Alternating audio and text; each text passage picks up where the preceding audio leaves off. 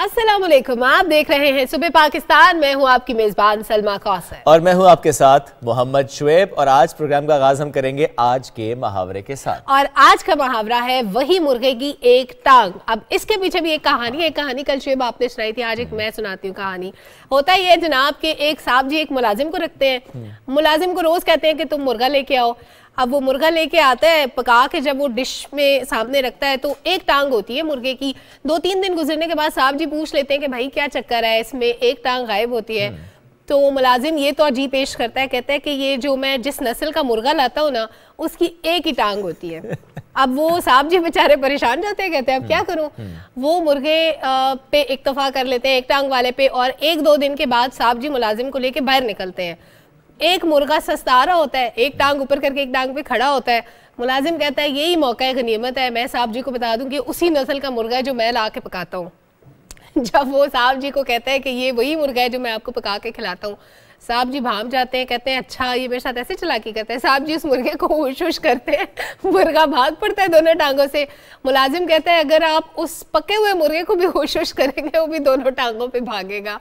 तो मुहावरा यहाँ से निकला वही मुर्गे की एक टांग, यानी एक टांग है तो एक ही रहेगी। अपनी बात पे कायम रहना भी उसका मतलब है, अपनी बात पे अड़े रहना भी इसका मतलब है, जो हम अपनी रोजमर्रा जिंदगी में इस्तेमाल करते हैं। लेकिन आज प्रोग्राम में हम बात करेंगे तो होगी ना वही मुर्गे की एक टांग, वही मुर्गे की एक टांग। आप अड़ जाते हैं अपनी किसी एक बात पे माजरत के साथ, ये खांसी आपको बर्दाश्त थोड़ी सी करनी पड़ेगी। ये बैकग्राउंड म्यूजिक है, ये बैकग्राउंड म्यूजिक है, बिल्कुल ठीक है। लेकिन अपनी आदत को बदलना होगा। अब वही मुर्गे की एक टांग नहीं चलेगी, बिल्कुल नहीं चलेगी। अगर आपने सोच लिया ना कि आपने उसी तरह से सुबह से लेकर रात तक की रूटीन रखनी है तो बिल्कुल ऐसा नहीं चलेगा, ऐसा होना नहीं चाहिए। अपने हालात के साथ अपनी आदत को बदलना चाहिए। ये एक तरक्की याफ्ता, अगर हम माशरे की बात या करें या तरक्की याफ्ता ममालिक की बात करें, वो भी इसी तरह से करते आए तो हम क्यों नहीं कर सकते। बिल्कुल हमें भी करना होगा और बचत प्लान की तरफ बढ़ना होगा। अगर पहले हम ज़्यादा खर्च किसी जगह पे कर रहे थे जो गैर ज़रूरी था, अब वो नहीं करना होगा।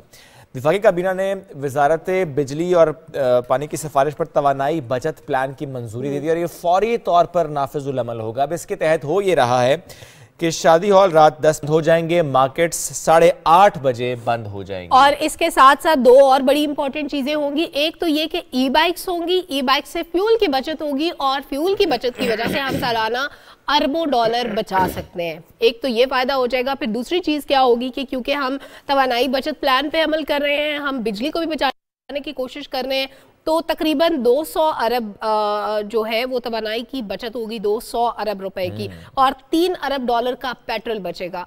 तो ये बहुत बड़ी कंट्रीब्यूशन होगी मुल्की खजाने में, जो जिसमें हमारी जो है वो इसमें मदद की ज़रूरत होगी। गवर्नमेंट और आवाम को मिलके इस डिसीजन पे इम्प्लीमेंटेशन करनी होगी। बिल्कुल ठीक है। चलें जी, ये तो बड़ी अहम सी खबर जो शेयर की, तो आप सबको अपनी बदलनी होगी। हम फिर से आपको ये कह रहे हैं। और ये आदत बदलने का आगाज शेब इसी इजलास से किया गया, जिसमें ये बात हो रही थी ना, वहाँ पे अलामती तौर पे लाइट्स बंद करके कर्टन हटा दिए गए और सूरज की रोशनी से इस्तेफादा करते हुए इजलास को कंटिन्यू किया गया, जो कि पहला कदम था बचत प्लान की तरफ। तो आपने खुद भी यही करना है अपने घरों में, अपने लाउंज, अपने बेडरूम्स, जहां जहां पर खिड़की है, पर्दे हटाइए, सूरज की रोशनी को अंदर आने दीजिए। वैसे भी अच्छी है आपके लिए, आपके बच्चों के लिए, घर में रहने वाले हर फर्द के लिए। और दिन के हिस्से में कोशिश करें, धूप है घर में तो वहां पर बैठें ताकि आप गैस की बचत भी करें, हीटर्स ऑन ना करने पड़े आपको, इन्वर्टर्स ऑन ना करने पड़े आपको। अच्छा जी, ये तो हमने बात कर ली इस बचत प्लान से मुतालिक। अब हम आपसे शेयर करते हैं 6 से 8 जनवरी लाहौर में क्या होने वाला है।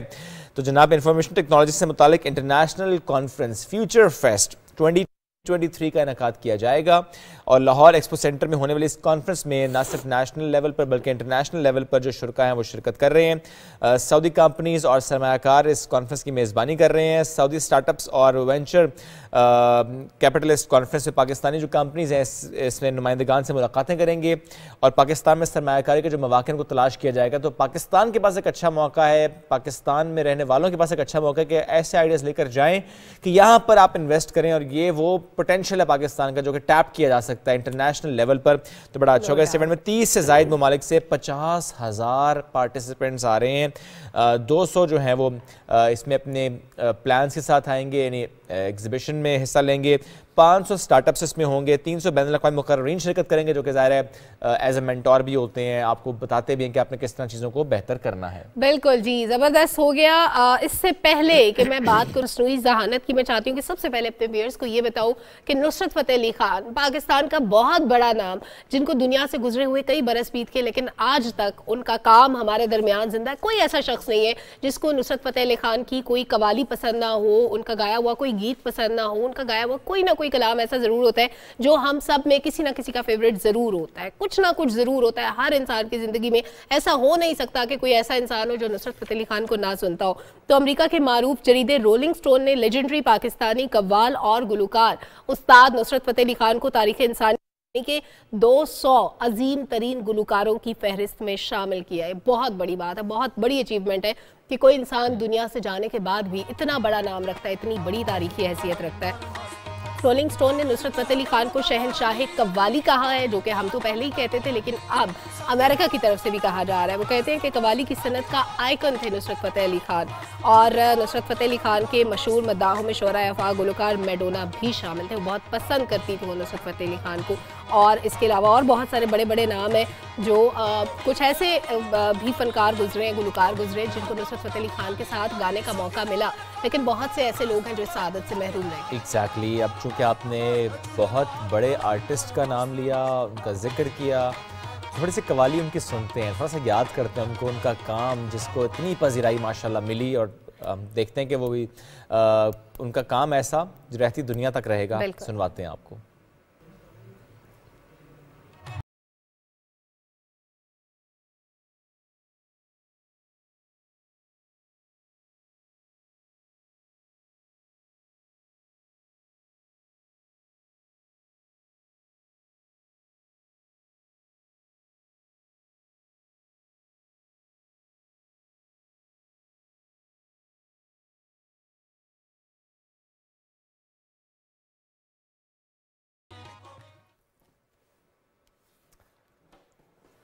उस्ताद नुसरत फ़तेह अली ख़ान, इनकी कवाली थोड़ी सी सुनी, थोड़ा सा याद किया उनको, उनकी बात की। अब ज़िक्र उस शख्सियत का जिसको हमसे बिछड़े 30 बरस बीत गए हैं। उर्दू और पंजाबी ज़बान के मुमताज़ शायर का मैं जिक्र कर रहा हूँ, नगमा निगार नामवर सहाफ़ी तुफ़ैल होशियारपुरी, मद्दाहों से बिछड़े आज 30 बरस बीत गए हैं। बहुत सारी कॉन्ट्रीब्यूशंस हैं उनकी, और उनकी कुछ किताबें जो बड़ी मशहूर हैं। शुएब, अगर उनका भी जिक्र कर देते हैं हम, मेरे महबूब वतन उनकी बड़ी मशहूर, बड़ी ज़बरदस्त उनकी किताब, और इसके अलावा सोच माला जो कि बहुत पॉपुलर हुई। वैसे तो उन्होंने बहुत से गीत लिखे, बहुत से नगमे लिखे, बहुत सी शायरी उनकी मौजूद है, लेकिन ये 2 ऐसी किताबें थी जो बहुत मशहूर हुई। हमारे पास एक रिपोर्ट भी है शुमाइला शब्बीर की, तो अपने व्यूअर्स को वो रिपोर्ट दिखाते हैं।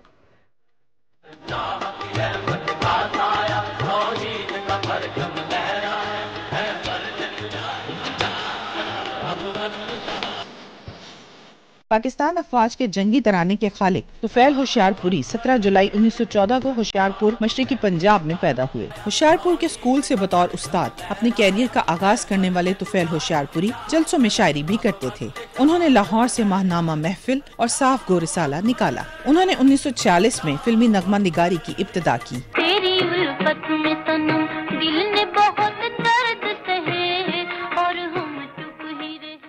उनके शेरी मजमुओं में मेरे महबूब वतन, जामे महताब, शोलाए जाम और तजदीद शिकवा शामिल हैं। तुफ़ैल होशियारपुरी ने नातिया कलाम भी तख्लीक किया। ज़बां पे हरदम है जिक्र तेरा, लबों पे हरदम है नाम तेरा।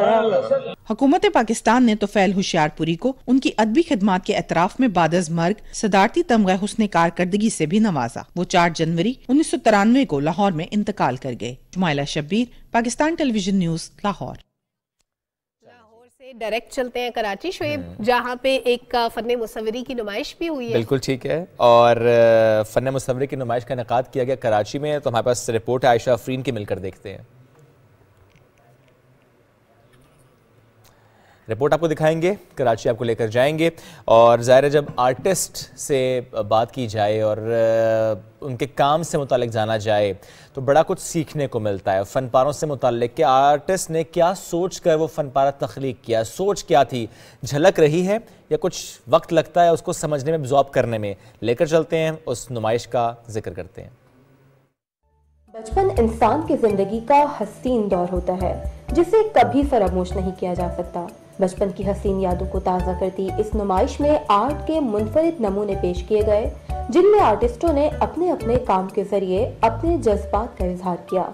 मेरे डिफरेंट मटेरियल्स हैं, उसमें मेटल भी हैं, फाइबर ग्लास पे भी है मेरा काम, और कुछ मेरी पेंटिंग्स जो हैं वो गौश भी हैं वसली के ऊपर। मेरे काम का कॉन्सेप्ट ये है कि जब एक छोटा बच्चा होता है और उसके पेरेंट्स उसको छोड़ के जाते हैं तो उसके पास कोई स्टफ्ड एनिमल या स्टफ्ड टॉय छोड़ के जाते हैं ताकि वो बच्चा सिक्योर और कंफर्ट फील करे। नुमाइश को देखने के लिए आने वालों ने न सिर्फ आर्टिस्टों के खूबसूरत काम को सराहा बल्कि मुंतज़िमीन की भी तारीफ की। मुझे बहुत अच्छा लगा, काफ़ी डिफरेंट है। मेटल पे स्कल्पचर्स पे लोग काम करते नहीं हैं यूजुअली। दोनों का ही काम मुझे बहुत अच्छा लगा। फर्स्ट तो मुझे ऐसा लगा कि दोनों मतलब एक ही किसी पर्सन का काम है, क्योंकि काफ़ी ज़्यादा एक दूसरे में मिलता हुआ काम है। मुख्तलिफ मटेरियल्स को इस्तेमाल करके बनने वाला ये आर्ट बावर कराता है कि खिलौने इंसान की ज़हनी सलाहियतों को उभारने में बहुत अहमियत रखते हैं। आज के जदीद दौर में आर्ट भी नई जोहतें इख्तियार कर रहा है और यहाँ मौजूद मुनफरिद फनपारे लोगों की तवज्जो अपनी जानिब मबसूल कर रहे हैं। चलें जी, बढ़ते हैं आगे। अब उस खबर का जिक्र करते हैं जिसने कल से तहलका इस अंदाज से मचाया कि उस खबर में हकीकत कोई नहीं, सदाकत कोई नहीं है, फेक न्यूज़ है। लेकिन तमाम लोग परेशान हैं कि क्या पाकिस्तान में कोविड का नया वेरिएंट आ चुका है XBB, जिसने चाइना में, हमारे पड़ोसी मुल्क में इस वक्त खासी उसकी वजह से परेशानी है। क्या पाकिस्तान में रिपोर्ट हुआ? वो चैनल जो कहता है कि सनसनी नहीं सिर्फ खबर, वो भी इस खबर को रिपोर्ट करता है कि रिपोर्ट हो चुका है ये वेरिएंट, लेकिन दर हकीकत ऐसा नहीं है। NIH, national institute of health, इनकी तरफ से ये क्लियरली बताया गया, कैटेगोरिकली डिनाई किया गया इस खबर को कि इसमें कोई सदाकत नहीं है। जो भी जीनोम सीक्वेंसिंग हुई है उससे ये बात सामने आई है कि ऐसा कोई वेरिएंट रिपोर्ट नहीं हुआ। तो इस पर क्लैरिटी भी लेंगे और थोड़ी सी बात हम जरूर इस वेरिएंट से मुतालिक करेंगे कि अच्छा, चूंकि जाहिर है आ सकता है, भले हम जितनी भी स्क्रीनिंग करें, जितना भी हम उसको चेक करें, पर आ तो सकता है, तो हमें तैयार रहना चाहिए।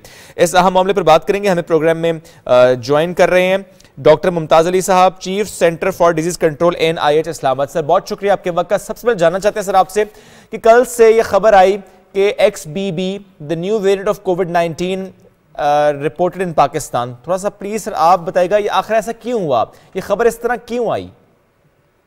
Thank you so much programme में बुलाने के लिए। और ये बड़ा इम्पोर्टेंट है कि हम लोगों को क्लेरिफाई करें कि इस वक्त सिचुएशन क्या है। सिचुएशन ये है कि हमारे पास ओमिक्रॉन जो वेरिएंट है ये चल रहा है कई महीनों से, ऑलमोस्ट पूरे 2022 के शुरू से ये चल रहा है ओमिक्रॉन के मुख्तलिफ सब वेरिएंट्स टाइम टू टाइम दुनिया के मुख्तलिफ हिस्सों से रिपोर्ट होते रहते हैं और वो चलते रहते हैं। इसमें ऐसी कोई इशू नहीं है। जहां तक बात है XBB की, ये भी एक सब वेरिएंट है ओमिक्रॉन का और ये तकरीबन हमारे पास सितंबर से सर्कुलेट कर रहा है पाकिस्तान समेत दुनिया भर के मुल्कों में। और इसका चाइना में जो इस वक्त इशू बना हुआ है, BF7 उसका नाम है वेरिएंट का। अच्छा। वो अभी तक दुनिया के किसी और मुल्क में रिपोर्ट नहीं हुआ, डिटेक्ट नहीं हुआ, रिपोर्ट नहीं हुआ। और पाकिस्तान में भी उसका कोई केस अभी तक डिटेक्ट नहीं हुआ। जो कल से बात चल रही है वो XBB है। जो रिपोर्ट हुआ वो XBB है और जिसकी हम बात करें वो B7 है, ऐसा ही है? जी बिल्कुल ठीक है। जो ऑलरेडी XBB पिछले 3 महीने से 4 महीने से दुनिया के तमाम ममालिक में तकरीबन ये रिपोर्ट होते रहते हैं और दिस इज माइल्ड वेरिएंट। ये हमारे ऑलरेडी अगर ये कोई इशू होता तो हमारी पॉजिटिविटी बढ़ती। पॉजिटिविटी हमारी तकरीबन पिछले 4-5 महीनों से 0.5 से नीचे आ रही है। मीन्स कोई हमारे पास इसने कोई मजीद इन्फेक्शन नहीं किए, क्या हॉस्पिटल में एडमिशन नहीं किए। ये जस्ट कल गलती से कहीं किसी ने रिपोर्ट किया है कि XBB वही वायरस है जो चाइना में आ रहा है। भाई ये वो नहीं है। चाइना में वेरिएंट है कि इसकी डिटेक्शन भी मुश्किल है, बहुत कम डिटेक्ट हो रही है, ऐसे ही है? नहीं, कोई इसमें ताकत नहीं है। हमारे पास इसकी कैपेसिटी भी है और हम रैंडमली इस वक्त जितने भी लोग बाहर से आ रहे हैं उनके हम टेस्ट भी कर रहे हैं। अभी तक हमें किसी टेस्ट में जो BF7 वायरस का वेरिएंट है वो नहीं मिला है और दुनिया के किसी और मुल्क में भी अभी तक नहीं मिला। इस वक्त पाकिस्तान में जितने भी कोविड के केसेस हैं वो XBB वेरिएंट के हैं, मेजॉरिटी उसके हैं, मेजॉरिटी कह सकते हैं। हाँ, अब बात करते हैं सर B7 की। सिर्फ चाइना में है सर? अभी तक सिर्फ चाइना में है, अभी बाकी मुल्क भी सर्वेलेंस कर रहे हैं। वो जीनोमिक्स एक टर्म हम है, उसके लिए क्या कर रहे हैं सर? हमारे यहाँ ये जी जब से ये थ्रेट हमारे नाइबरिंग कंट्रीज में हुआ है, तब से हमारी एयरपोर्ट्स पे जो सर्वेलेंस सिस्टम है वो हमने मजीद स्ट्रेंथन कर दिया है। ऑलरेडी हम स्क्रीनिंग कर रहे थे, उसको हमने 2% तक रैंडमली बढ़ाया है। इंडिया में ये 0.5% तक हो रहा है, हम 2% कर रहे हैं। और रैंडमली हम सैंपल एयरपोर्ट से इनकमिंग ट्रेवलर्स हैं उनसे ले रहे हैं सैंपल, और वो टेस्ट कर रहे हैं डेली बेस पे। तमाम मेजर एयरपोर्ट्स पे ये सैंपलिंग हो रही है और सर्वेलेंस भी है। एयरपोर्ट पर कोई केस रिपोर्ट होता है, कोविड पॉजिटिव आता है, क्या जीनोम सीक्वेंसिंग होती है? मैं पाकिस्तान के तमाम एयरपोर्ट्स पर रिपोर्ट होने वाले पॉजिटिव केसेस की बात कर रहा हूँ। जी, अगर कोई पॉजिटिव केस आता है, उनके सैंपल हमारे पास एनआईए आते हैं, आगा खान हॉस्पिटल जाते हैं, वहाँ पे इसकी जीनोमिक सर्वेलेंस होती है और इसकी सर्वेलेंस जारी है, इसमें कोई इशू नहीं है। और दूसरी जो मैं बात कहना चाहूँगा यहाँ पे वो ये है कि खुदा ना खास्ता, जैसे आपने शुरू में की कि आ भी सकता है, अगर आ भी जाए तो कोई डरने की बात नहीं है। हमारे पास वैक्सीनेशन 90%, 95% तक लोग वैक्सीनेटेड है इस वक्त, और हमारे पास तकरीबन हर बंदे को ऑलमोस्ट 1 या 2 दफा कोविड हो चुका है। इस वक्त हमारे पास बूस्टर डोज तकरीबन 40% तक लोगों को लग चुका है। और फिर यह है कि हम मुख्तलिफ किस्म के हमने वैक्सीन लगाए हैं। हमने होलसेल वैक्सीन लगाए जो चाइनीज है, फिर हमने फाइजर लगाए जो mRNA है, मॉडर्ना लगाए हैं। तो हमारे पास इम्यूनिटी अल्हम्दुलिल्लाह बिल्कुल ठीक है। यहाँ अगर आ भी जाए तो कोई घबराने की बात नहीं है, कोई बड़ा काम नहीं होगा इससे। सही सर, कल वज़ीर आज़म ने हिदायत जारी की है कि 5 से 12 साल की उम्र तक के जो बच्चे हैं उनको हंगामी बुनियादों पे मुकम्मल वैक्सीनेट किया जाए, तो इस हवाले से क्या इंतजाम किए गए हैं अभी तक? हमने ऑलरेडी एक राउंड लगाया हुआ है इसका। पूरे पाकिस्तान में सेलेक्टेड डिस्ट्रिक्ट्स में हमने चिल्ड्रन की जो वैक्सीनेशन है 5 से 11 साल की वो कर चुके हैं और 98% हमारी सक्सेस रेट है उसमें। और अभी इंशाल्लाह 15 जनवरी के बाद हमारे पास अगला जो फरवरी के मिड तक हम जो बाकी बच्चे हैं उनका कैंपेन स्टार्ट कर रहे हैं। सर, जो एल्डरली पॉपुलेशन है उनकी वैक्सीनेशन की सूरत हाल क्या है? क्या लोग बूस्टर डोज लगवा रहे हैं? क्या अब लोग ये समझ चुके हैं कि इसके बगैर गुजारा नहीं है? बिल्कुल लगवा रहे हैं। हमारे पास इस वक्त 40% तकरीबन बूस्टर डोज की वैक्सीनेशन जो एडल्ट पॉपुलेशन है उनकी हो चुकी है। बाकी भी अवेलेबल है हमारे तमाम वैक्सीनेशन सेंटर्स पे, और जो 2 डोजेज वैक्सीनेशन है वो 95% हमारी कंप्लीट हो चुकी है, जो कि दुनिया में बहुत कम मुल्कों में इतनी वैक्सीनेशन। ठीक, अब सर मैं ज़रूर जानना चाहूँगा आपसे, ये जो B7 जिसके वजह से ज़ाहिर है थोड़ा सा लोगों में तशवीश पाई जाती है, आपने तो क्लियर कहा कि कोई ख़तरा नहीं है, अगर ऐसा वेरिएंट रिपोर्ट हो भी जाए तो हम वैक्सीनेटेड हैं, पहले से कोविड हुआ है तो कोई फ़र्क नहीं पड़ेगा, बट स्टिल सिम्टम्स क्या होते हैं सर B7? अगर सिम्टम्स वही है जो हमारे बाकी वेरिएंट्स के हैं, यही टेम्परेचर है, नज़ला जुकाम है, बॉडी एक्स है, कोई इसमें स्पेसिफिक कोई चीज़ नहीं है। अब फिर इतना खतरा क्यों है सर इस वेरिएंट से? खतरा यह है, अभी कोविड वहाँ पे चाइना अगर आप देखें तो वहाँ उनकी 0 कोविड पॉलिसी थी, उनके काफी सारे इलाके वो क्लोज थे। अब उन्हें जैसे जैसे खोल दिए वहाँ पे वैक्सीनेशन और इम्यूनिटी इतनी नहीं थी, इसलिए ज्यादा केसेस रिपोर्ट हो रहे हैं, वो भी माइल्ड केसेस है, कोई ज्यादा हॉस्पिटलाइजेशन और ये चीजें नहीं हो रही। ऐसा वेरिएंट जिसके सिम्टम्स माइल्ड या वैसे ही हैं जैसे पुराने वेरिएंट्स के होते हैं, तो फिर पाकिस्तान को खतरा क्या है? फिर हम इतने सर्वेलेंस क्यों कर रहे हैं अगर खतरा नहीं है? तो आपके प्रोग्राम के तवज्जुह से हम यही बताना चाहते हैं कि कोई खतरा नहीं है, हम इम्यून है अल्हम्दुलिल्लाह, हमारे पास इंतजाम भी पूरे हैं, हमारे हॉस्पिटल्स भी प्रिपेयर्ड हैं, और इस वक्त तो एडमिशन भी नहीं है। टोटल पाकिस्तान में आज का जो फिगर है हमारे पास 15 लोग एडमिटेड है, और वो भी वो लोग हैं जो कोमार्बिड है, जो ऑलरेडी किसी और वजह से एडमिटेड है और उनमें कोविड पॉजिटिव आया है। डॉक्टर साहब, अभी कुछ दिन पहले मैंने न्यूज़ देखी कि चाइना से दूसरे ममालिक में जाने वाली जो परवाजें थी उसमें तकरीबन 2 ऐसी परवाजें थी जो आधी से ज़्यादा कोविड पॉजिटिव थी। दैट मीन्स कि शायद अब उतना मौसर टेस्टिंग का निज़ाम नहीं रहा या उस तरह से सर्टिफिकेट्स चेक नहीं किए जाते। क्या हम ये अप्लाई कर रहे हैं ताकि हम उस ट्रेन से बच सकें जो भी हम देख रहे हैं आने वाला? ये वैसे पूरी दुनिया में इस वक्त जो ट्रेवल रिस्ट्रिक्शंस हैं या जो नेगेटिव टेस्टिंग पॉलिसी है या वैक्सीनेशन सर्टिफिकेट देखने का निज़ाम है वो काफ़ी रिलैक्स कर दिया गया है, और उसकी वजह यह है कि मैक्सिमम कंट्रीज में इस वक्त ये जस्ट लाइक सीजनल फ्लू चल रहा है, और काफ़ी सारे लोग ऑलरेडी इन्फेक्ट हो गए, इम्यूनिटी है, जिनमें ये रिपोर्ट भी हो रहा है वो माइल्ड सिम्टम्स के साथ है, इसलिए ज़्यादा कंसर्न नहीं है लोगों का भी। ठीक है सर, पाकिस्तान में इस वक्त कौन कौन सी वैक्सीन है जो एडमिनिस्टर की जा रही हैं? पाकिस्तान में इस वक्त हमारे पास साइनोवैक है, साइनोफार्म की जो वैक्सीन है चाइनीज और फाइजर है और मॉडर्ना है।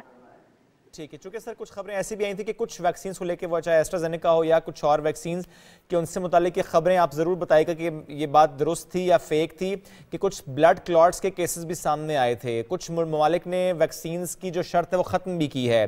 क्या पाकिस्तान उन तमाम ममालिक को स्टडी कर रहा है जो ऐसी नई पॉलिसीज लेकर आते हैं वैक्सीन को लेकर? डेफिनेटली हम ग्लोबल जो अपडेट्स है उसको डेली बेस पे हम स्टडी भी करते हैं और उनके अपडेट्स हम अपने स्टेक होल्डर्स के साथ शेयर भी करते हैं। उन पर डिस्कशन भी होती है, हमारी जो टेक्निकल कमेटीज है वो इसको देख रही होती है और जो जो इंटरनेशनली रिकमेंडेशन है उसको हम फॉलो करते हैं। और ऐसी कोई मैं डिटेक्टेड या कोई प्रॉपर जो जितनी वैक्सीन हमारे पास अवेलेबल है ये सेफेस्ट वैक्सीन है। इससे अभी एज सच कोई ज्यादा इश्यूज हमारे यहाँ क्या पूरी दुनिया में नहीं हुई। फाइजर जो है पूरी दुनिया में लगाए जा रहे हैं, साइनोवैक साइनोफार्म भी लगाए जा रहे हैं और ये जो कैंसाइनो की वैक्सीन है और मॉडर्ना, जो इश्यूज थोड़े से रिपोर्ट हुए थे वो एस्ट्राजेनेका से हुए थे, वो हमारे पास है भी नहीं वैसे भी। ओके, हम वो नहीं लगा रहे। सर जनरली अगर मैं NIH का पूछूं कि ज़ाहिर आप लोग डे 1 से, मैं कोविड की बात करूं, बहुत ज़बरदस्त आप लोगों ने माशाल्लाह काम किया, वो चाहे कॉन्टेक्ट ट्रेसिंग हो, वो चाहे वैक्सीन से मुताल्लिक हो, planning, execution, everything. At this point कोई हर्डल जो आप लोग फेस कर रहे हो सर? चूंकि जैसा सलमान ने भी आपसे पूछा 5 से 12 साल के बच्चों की वैक्सीनेशन, आजकल स्कूल में वैसे भी छुट्टियां हैं, कोई ऐसी हर्डल जो आप लोग फेस कर रहे हो, आप इस चैनल के तवस्सुत से कहना चाहते हो, एड्रेस करना चाहते हो? बस आपके तरफ से यही कहना चाहेंगे कि अभी तक जितना लोगों ने कोऑपरेट किया है उसी की वजह से पूरी दुनिया में जो हमारा कोविड रिस्पांस है उसको तारीफ की गई है, उसको अप्रिशिएट किया गया है और इंशाल्लाह आगे भी हम उम्मीद करते हैं कि पब्लिक साथ देगी। वैक्सीनेशन, बूस्टर वैक्सीनेशन जरूर लगवाइएगा। बच्चों की वैक्सीनेशन का जो कैंपेन अगले महीने से शुरू हो रहा है उसमें बढ़ चढ़ के हिस्सा ले ताकि हमारे बच्चे भी महफूज हो और बड़े भी महफूज हो और जितने भी हमारे बुजुर्ग हैं और कोमार्बिड कंडीशन के साथ लोग हैं जो बीमार है ऑलरेडी, वो जरूर बूस्टर वैक्सीन लगवा दें और booster vaccine free of cost तमाम वैक्सीनेशन सेंटर से अवेलेबल है। सही। सर एक और चीज अगर आप थोड़ी सी क्लियर कर दें, क्योंकि अभी तो हम लोग सारे इम्यून हो चुके हैं, किसी को कोविड हो चुका है, किसी ने वैक्सीन लगवा ली हुई है, लेकिन एज बूस्टर डोज क्या सेम वैक्सीन लगवाना जरूरी है जो पहले लगवाई गई थी, या एज बूस्टर डोज आप कोई भी दूसरी वैक्सीन भी लगवा सकते हैं? कोई भी लगवा सकते हैं और ज्यादा जो पाकिस्तान में तो अच्छी बात यह है कि हमारे पास लोगों ने लगाए हैं। लोगों ने शुरू जो प्राइमरी डोज है वो चाइनीज वैक्सीन की है और सेकेंडरी या बूस्टर डोज अक्सर फाइजर या मॉडर्ना लगी है, तो इससे इम्यूनिटी ज्यादा बेहतर हुई है। तो बेहतर है कि डिफरेंट लगवा जाए, डिफरेंट भी लगवा सकते हैं, सेम भी लगवा सकते हैं, इसमें कोई रिस्ट्रिक्शंस नहीं है, ना कोई हार्म है। और बूस्टर डोज तमाम सरकारी अस्पतालों में अवेलेबल है सर? जी बिल्कुल अवेलेबल है, तमाम जो हमारे वैक्सीनेशन सेंटर है उसमें अवेलेबल है। और मैं जैसे इस्लामाबाद की मैं बात करूंगा कि हम होम वैक्सीनेशन करते हैं जो चल फिर नहीं सकते या जो घरों में है या जो ज्यादा बीमार हैं। क्या पाकिस्तान में इस वक्त हर्ड इम्यूनिटी है?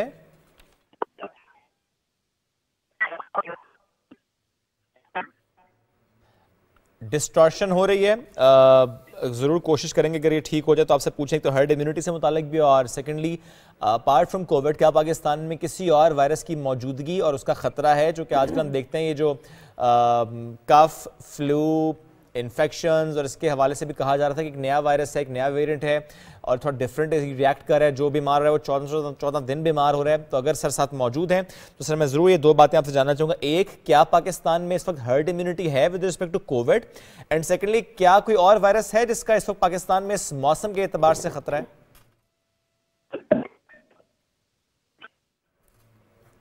ठीक, चलें, टेक्निकल इशू, बहुत शुक्रिया सर साथ मौजूद थे आप और इससे मुतालिक हमसे गुफ्तगू कर रहे थे। नाज़रीन, तरह नहीं है कोविड के नए वेरिएंट का अगर खुदा न खास्ता रिपोर्ट हो भी जाएगा तो हमने वैक्सीनेशन करवाई हुई है, हम ऑलरेडी वैक्सीनेटेड हैं अल्हम्दुलिल्लाह। जो जिसने नहीं कराई वो जरूर करवाए, बूस्टर डोज की तरफ जरूर बढ़ना चाहिए और इसके साथ साथ एहतियात, यानी वैक्सीनेशन का मतलब ये कतई नहीं है कि आपने एहतियात नहीं करनी, एहतियात बहरहाल आपने करनी है। और नए वेरिएंट से मतलब सर्वेलेंस इसलिए भी बहुत जरूरी था कि अगर वो वेरिएंट आए चुके वो ज्यादा तेजी से फैल सकता है, सिम्टम्स भले माइल्ड हों लेकिन वो किसी के लिए जानलेवा जरूर साबित हो सकते हैं। चूंकि हमारे घर में, हमारे आसपास, हमारी फैमिली में हमारे प्यारे कुछ ऐसे होते हैं जिनको और कोई बीमारी होती है, उनका इम्यूनिटी सिस्टम वीक होता है, तो उनको बचाना हम सबकी जिम्मेदारी है। ब्रेक की तरफ बढ़ते हैं, वापस आएंगे, साथ रहिए।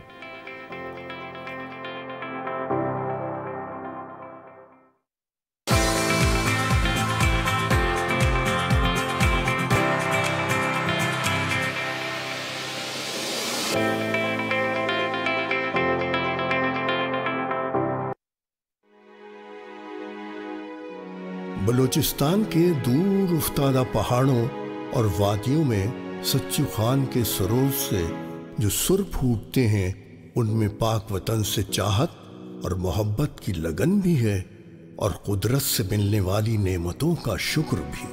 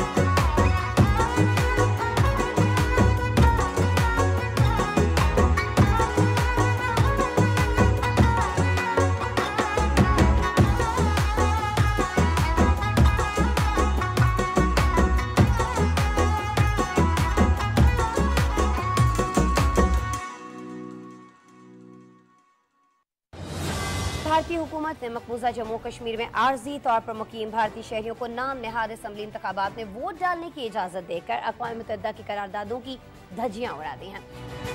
शुमाली कोरिया में कोरोना की सूरत हाल क्या है और जनूबी कोरिया पर वबा के फैलाव का इल्ज़ाम क्यों लगाया जा रहा है? इसकी जिम्मेदारी अफगानिस्तान के अंदर किस पर आयद की जा सकती है, जो आज अफगानिस्तान के हालात हैं? आपकी टीम और आप दाद के मुस्तहिक है कि आपने पूरा जो मसला है उसकी आप 1-2 मिनट में उसका अहाता आप लोगों ने बड़े अच्छे अंदाज से किया। नैंसी पेलोसी ने इस विजिट से जो है ना ईस्ट एशिया के अंदर एक नई किस्म की जो है जंग डाल दी। जो लोग HIV पॉजिटिव आ जाते हैं तो उसके लिए इलाज मौजूद है और जो इलाज है वो बहुत ज़्यादा इफेक्टिव है। इंग्लिश क्रिकेट टीम है ये यहाँ पर टेस्ट मैचेस खेलने के लिए मौजूद है। कितना तारीखी लम्हा है ये, खास तौर पर क्रिकेट फैंस के लिए?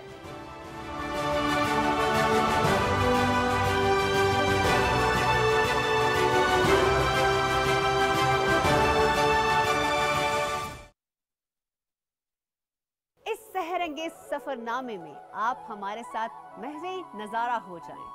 Travelling tunes of Pakistan. वो सामने आ रहा है खुजरात पास। Congratulations to PTV on launching the program Traveling Tunes of Pakistan.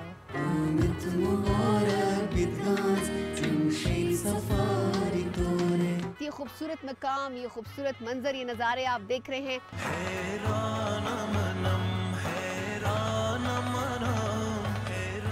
Pakistan के सूबों में जाकर वहाँ के लोगों की जुबानों के बारे में, उनके कल्चर के बारे में हर चीज आपको दिखाने वाले हैं।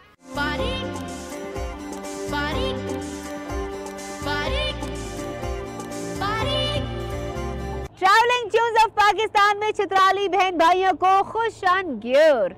आज का हमारा पड़ाव है चित्राल में।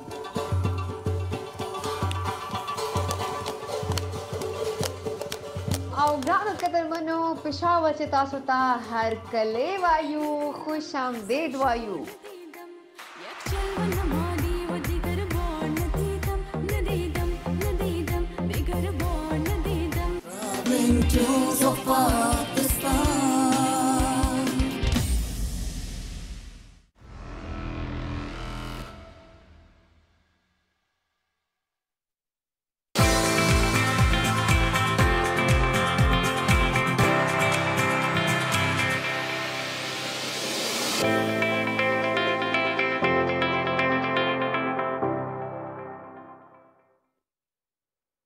वेलकम बैक नाज़रीन। अब कुछ बात कर लेते हैं फेस्टिविटी की, इस्लामाबाद में क्या होने जा रहा है। वैसे तो हम बहुत सारी बातें करते हैं, लेकिन जो हैपनिंग होती है ना आने वाली, उस पर बात कर लें तो जरा हमारा भी दिन अच्छा गुजर जाता है और आपको भी पता चल जाता है कि क्या होने वाला है। आर्ट एंड क्राफ्ट फेस्टिवल होने वाला है जनाब बहबूद की जानिब से 7 और 8 जनवरी को, और ये होगा पाक चाइना फ्रेंडशिप सेंटर में, जहाँ पे खवातीन के हाथों से तैयार होने वाली हैंडमेड ज्वेलरी होगी, हैंडीक्राफ्ट्स होंगी, और इसके अलावा रिवायती मलबूसात भी होंगे जो कि आप हमेशा देखते होंगे जब भी बहबूद पे जाते होंगे। तो इस इवेंट में और क्या होगा, और इसकी इनकम का भी एक खास मकसद होता है। बहबूद के ज़रिए तमाम बहुत से प्रोजेक्ट्स चल रहे हैं जहां पे ये इनकम जाती है। तो इस हवाले से बात करें, हमारे साथ मौजूद है बहबूद एसोसिएशन ऑफ पाकिस्तान की सदर आबिदा मलिक साहिबा। अस्सलाम वालेकुम, कैसी हैं आप? वालेकुम सलाम, मैं ठीक हूँ। ग्रेट टू हैव यू जी।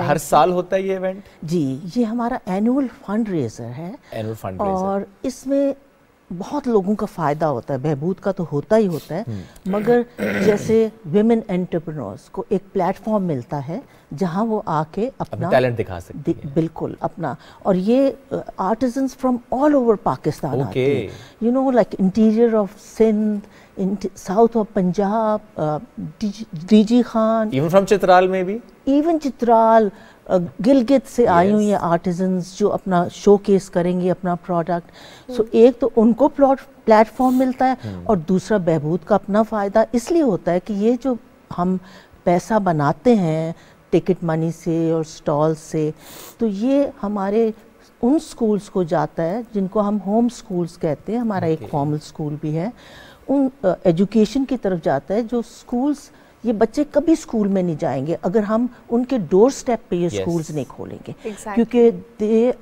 वो स्ट्रीट पे फिर रहे होते हैं, गार्बेज कलेक्ट कर रहे होते हैं, उनके वालिद भी यही कर रहे होते हैं। तो जब हम स्कूल खोलते हैं उनकी अपनी कम्युनिटी में, एक तो उसी कम्युनिटी से हम घर रेंट करते हैं, उधर की टीचर्स हायर करते हैं, और ये बच्चे आके स्कूल में सुबह 8 से लेके 2 बजे तक स्कूल में बैठते हैं।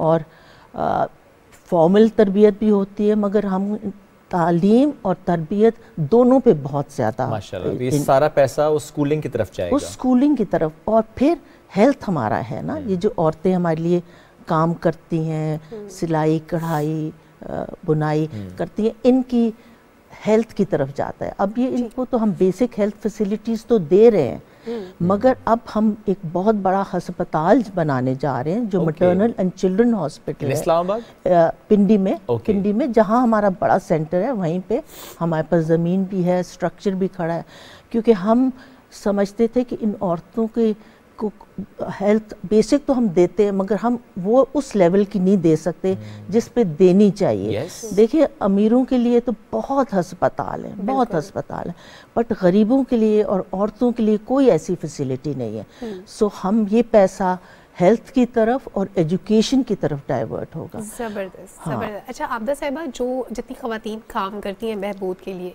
क्या उनको मटेरियल बहबूद की तरफ से प्रोवाइड किया जाता है, या कोई भी एंटरप्रेन्योर्स जो भी घर पे कुछ मटेरियल खरीदें, काम स्टार्ट करते हैं, चाहे वो कपड़ों का हो, हैंडीक्राफ्ट्स का हो, और फिर वो सेल करती हैं बहबूद को, ये किस तरह से सिस्टम चलता है सारा? हम लोग जैसे करते हैं ना, पहले तो ट्रेन करते हैं जी। हमारे बहुत सारे सेंटर्स हैं ऑल ओवर इस्लामाबाद, रूरल में हैं, तो हम तो नेशनल नॉन प्रॉफिट है ना, कराची में भी है, लाहौर, मुल्तान, सब मेजर सिटीज़ में।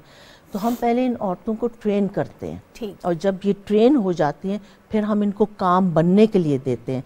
जैसे हम कपड़ा खुद ख़रीदते हैं, क्योंकि क्वालिटी कंट्रोल के लिए हमें कपड़ा ख़रीदना पड़ता है खुद से ना, और होल सेल मार्केट से हम लोग ख़रीदते हैं।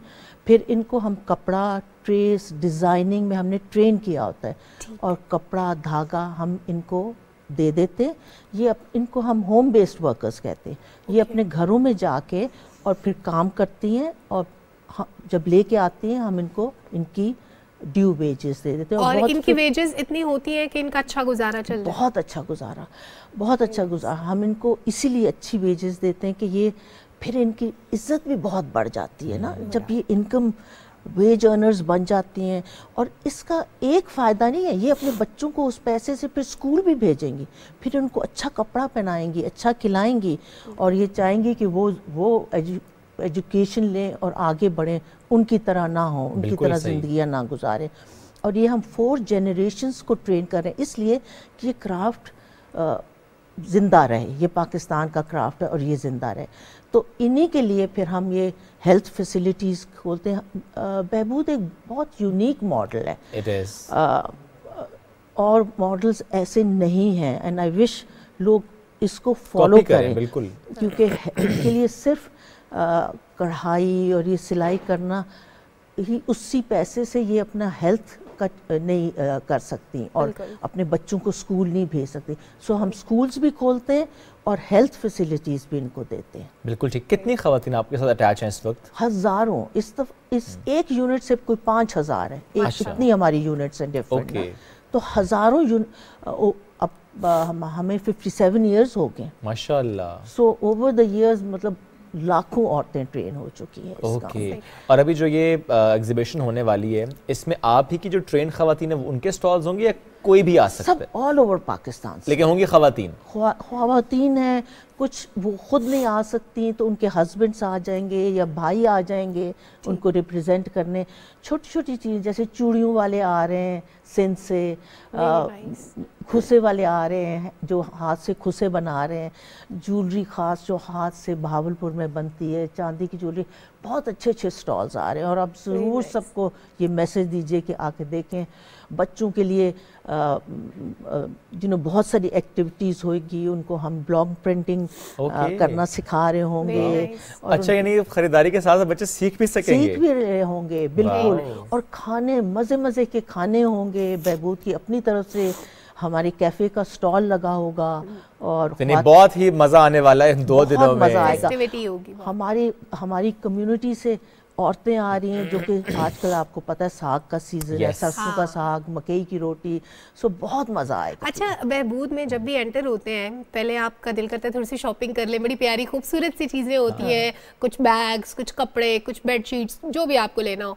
फिर आप थोड़ा सा जब ऊपर जाते हैं तो आपको खाने पीने का बड़ा खूबसूरत माहौल मिलता है, अच्छा खाना मिलता है।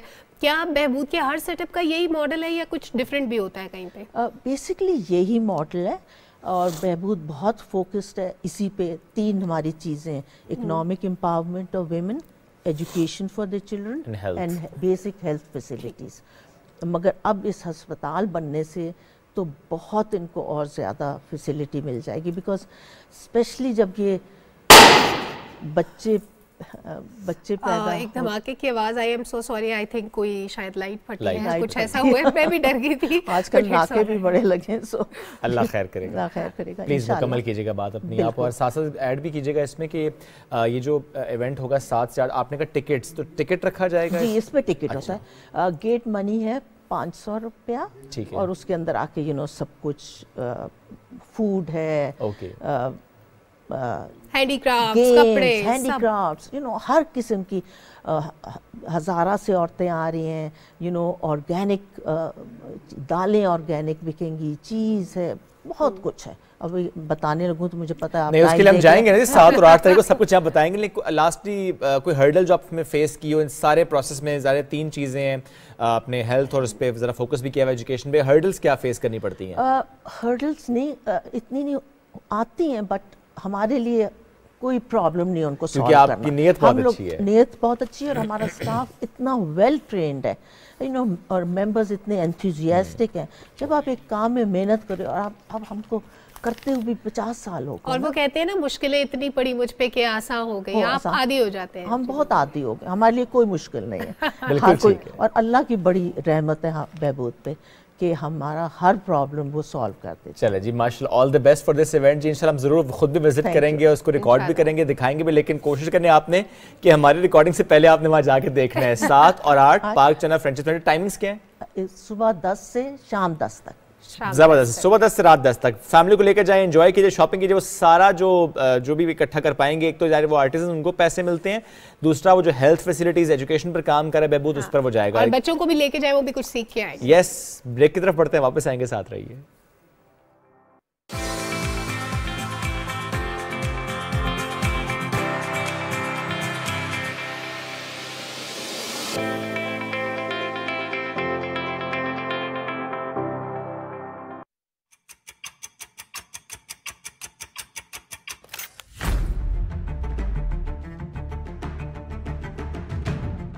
जज्बा, नई है उमंग।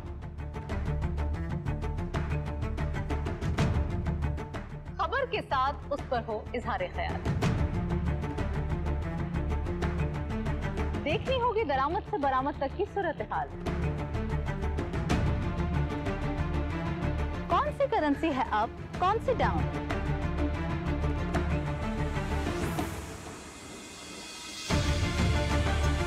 मौशी खुदनिसारी कैसे हासिल की जाए? रखते हैं नजर रियल एस्टेट से लेकर कमोडिटीज के उतार चढ़ाव में। बिजनेस की होगी बात माहिरीन के साथ।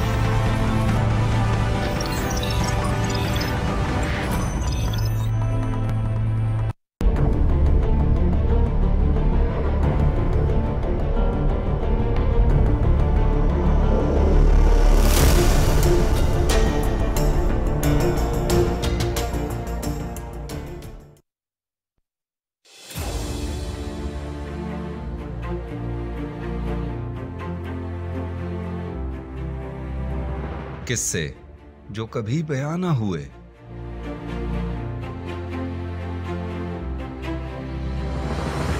सकाफतें जो कभी आम ना हुई,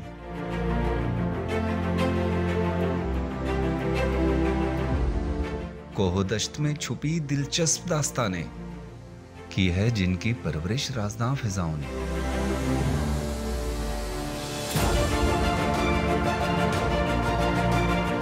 मैं हूं इरफान मलिक और मैं लेकर जाऊंगा आपको एक ऐसे सफर पे जहां मिलेंगी अनकही दास्तानें, तारीख के रंग दिलफरेब रहन सहन।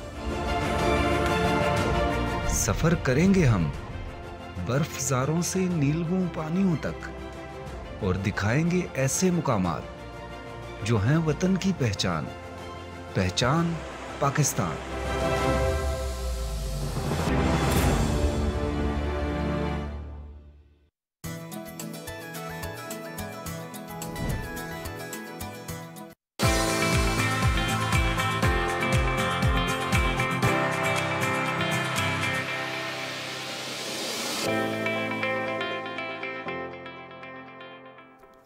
वेलकम बैक जी। कभी कभी ऐसे भी होते हैं बातें करते करते हम ऑन एयर आ जाते हैं, कोई बात नहीं। कहा जाता है वजूद ज़न से है तस्वीरें कायनात में रंग। ये बात अल्लामा इकबाल भी मानते थे, पहचानते थे। उन्होंने ख़वातीन के बारे में बहुत बात की। तो आज हमारा जो मौजू रहेगा वो यही रहेगा और बात करेंगे एक ऐसी खातून से जो ज़िक्र ज़न की मुसन्निफ़ा है, जिन्होंने इकबाल के अफकार को बड़े करीब से देखा, समझा, पढ़ा और उनकी अपनी शायरी मौजूद है, उनकी अपनी किताब जो कि इस वक्त शुएब के हाथ में है, इसका भी जिक्र होगा। हमारे साथ मौजूद हैं जनाब माहिर इकबालियात डॉक्टर हुमैरा शहनाज साहिबा। अस्सलाम वालेकुम, कैसी हैं आप? Thank you Salma, I am Humaira Shahbaz. Yes, बहुत शुक्रिया डॉक्टर साहिबा, आपने वक्त दिया। आप नमल में माशाल्लाह पढ़ाती हैं। जी शुएब, मैं नमल में शुबा फ़ारसी में ज़बान और अदबियात की तदरीस। कैसे चुना आपने फ़ारसी? आई माई सेल्फ तो मैं BS मेरी बॉटनी, ज़ूलॉजी और साइकोलॉजी तक की मेरी तालीम है। तो BS के बाद I wanted to switch to learn some language. English की तरफ मेरा था रुझान, उर्दू का भी ज़ौक़ था। वाले साहब ने मुझे कहा आपको इकबाल की तरफ ले आई? मेरी किस्मत में इकबाल को पढ़ना लिखा था। I am very much happy about it. मैंने माई फादर सजेस्टेड कि बेटा अगर आपने कोई ज़बान पढ़नी है तो फिर मेरा ख्याल है कि हमारी ज़बान या अरबिक पढ़ लें या फ़ारसी पढ़ें। अपने ख़त्ते, अपनी तहज़ीब, अपनी तारीख़, अपने अदब से रोशनास होने के लिए। And hope it will help you being a refined person. माशाल्लाह माशाल्लाह। चलिए जी, हम ज़रूर बात करेंगे ज़िक्र ज़न में क्या है, लेकिन एक ब्रेक के बाद डॉक्टर साहिबा साथ रहते हैं और उस पर ज़रूर बात करते हैं कि आपने अल्लामा इकबाल की जो शायरी में ख़वातीन का तज़किरा कैसे उसको इस किताब में समझाया। ब्रेक लेते हैं, वापस आते हैं।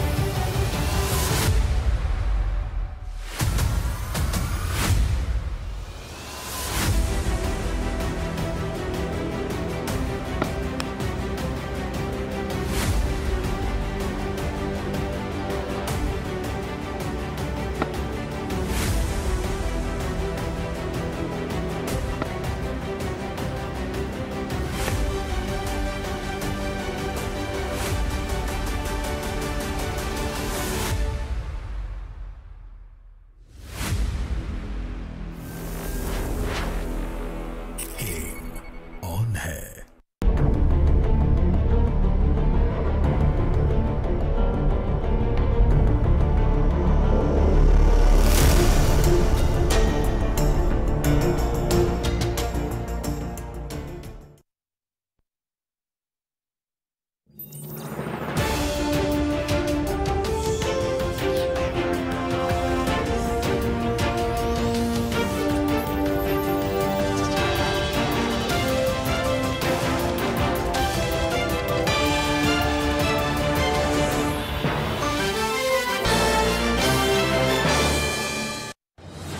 भारतीय हुकूमत ने मकबूजा जम्मू कश्मीर में आर्जी तौर पर मुकीम भारतीय शहरियों को नाम नहाद असम्बली इंतखाबात में वोट डालने की इजाज़त देकर अक़वाम मुत्तहिदा की करारदादों की धज्जियां उड़ा दी हैं।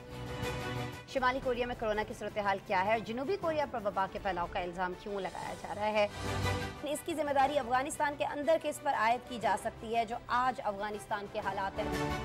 आपकी टीम और आप दाद के मुस्तहिक है कि आपने पूरा जो मसला है उसकी आप 1-2 मिनट में उसका अहाता आप लोगों ने बड़े अच्छे अंदाज से किया।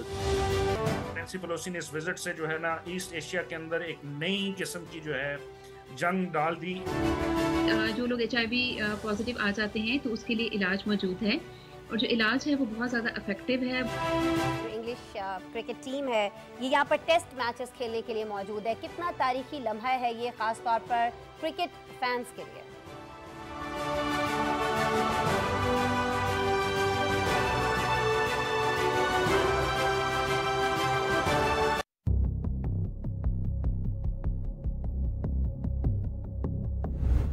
मकबूजा जम्मू और कश्मीर में मुआशी तरक्की के भारतीय दावे झूठ का पुलंदा हैं। भारतीय इक़दामात के बायस जम्मू और कश्मीर की मईशत तबाह हो चुकी है और बेरोजगारी उरूज पर है। मकबूजा जम्मू और कश्मीर दुनिया का सबसे ज्यादा फौजी मौजूदगी वाला खित्ता बन चुका है और वहाँ अमन और तरक्की के भारतीय दावे महज धोखा हैं। अक़वाम मुत्तहिदा के ज़ेर एहतमाम रायशुमारी कश्मीरी अवाम का अव्वलीन मुतालबा है।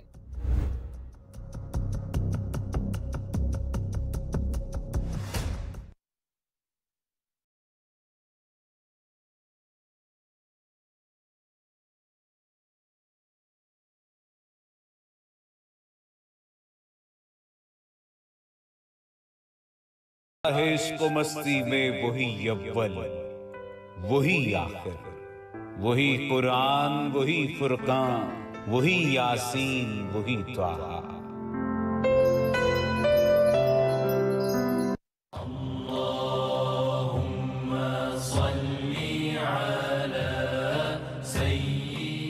हज़रत अनस बिन मालिक रज़ी अल्लाह ताला अन्हु से रिवायत है कि रसूल अकरम सल्लल्लाहु अलैहि वसल्लम ने फरमाया, जिसको रिज़्क़ की कुशादगी या उम्र की दराजी भली लगे वो अपने रिश्तेदारों से नेक सलूक करे।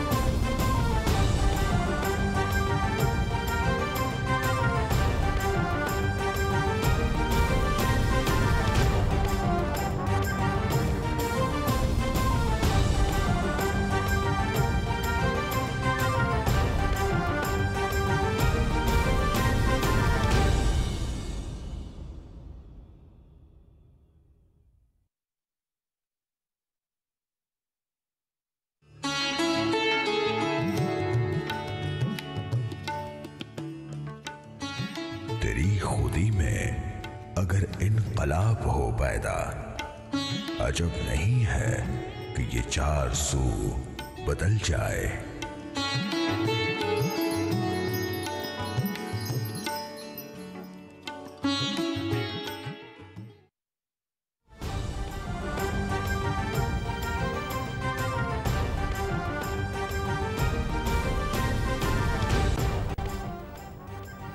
वज़ीर आज़म मोहम्मद शहबाज शरीफ आज एक रोज़ा दौरे पर बलूचिस्तान के जिला सोबतपुर पहुंचेंगे। वज़ीर आज़म को सैलाब मुतासरीन की बहाली और तबाहशुदा इंफ्रास्ट्रक्चर की तामीर नौ के लिए जारी काविशों पर ब्रीफिंग दी जाएगी। सोबतपुर में गवर्नमेंट बॉयज सेकेंडरी स्कूल के लिए जिया खान की नई इमारत का इफ्तिताह और सैलाब ज़दगान से मुलाकात भी करेंगे। मुल्क भर में मार्केटें रात 8:30 बजे और शादी हॉल 10 बजे बंद होंगे। सरकारी इदारों में बिजली के इस्तेमाल में भी 30% कमी लाई जाएगी। ज्यादा बिजली इस्तेमाल करने वाले पंखों पर 1 जुलाई से इजाफी ड्यूटी आयद करने का फैसला।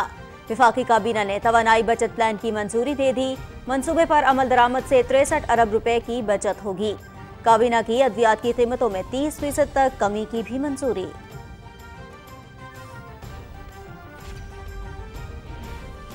मुख्तलिफ शोबा जिंदगी के अफराद की तवानाई बचत के लिए हुकूमती मंसूबे की तारीफ। मुल्क की खातिर अपने रवैयों में तब्दीली लाना होगी। शहरियों का तवानाई बचत और माशी बेहतरी के लिए हुकूमती इक़दामात में साथ देने का अज़्म।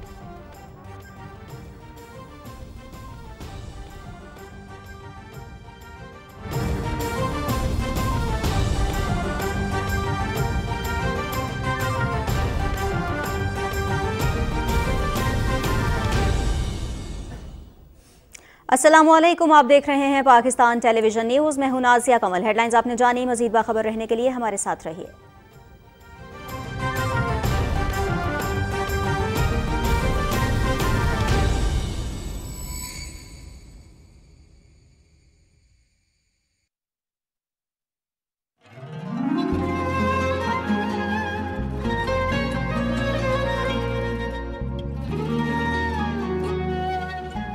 Iqra बिस्मि रब्बिकल्लज़ी खलक़।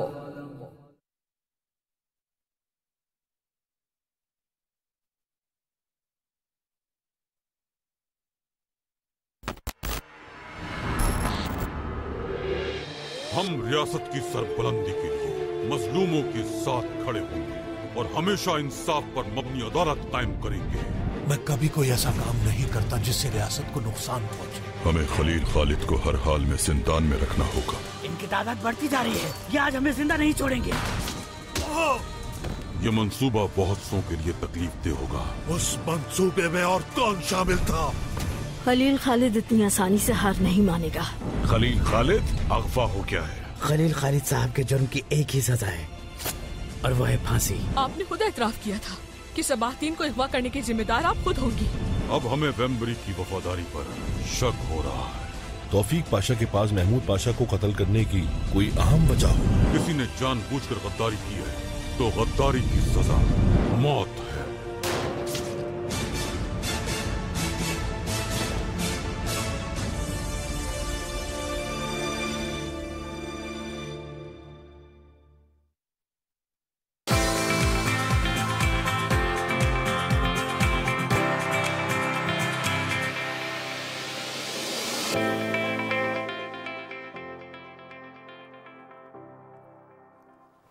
Welcome back after the break. आज जो इकबाल को हम समझ रहे हैं, मुख्तलिफ जहते हैं, और आज जो हमने पिक किया वो जिस तरह से उन्होंने अपनी शायरी में, अपनी फ़लसफ़े में अगर ख़वातीन का जिक्र किया तो कहाँ कहाँ पर किस अंदाज से किया, आज हम उसकी बात कर रहे हैं।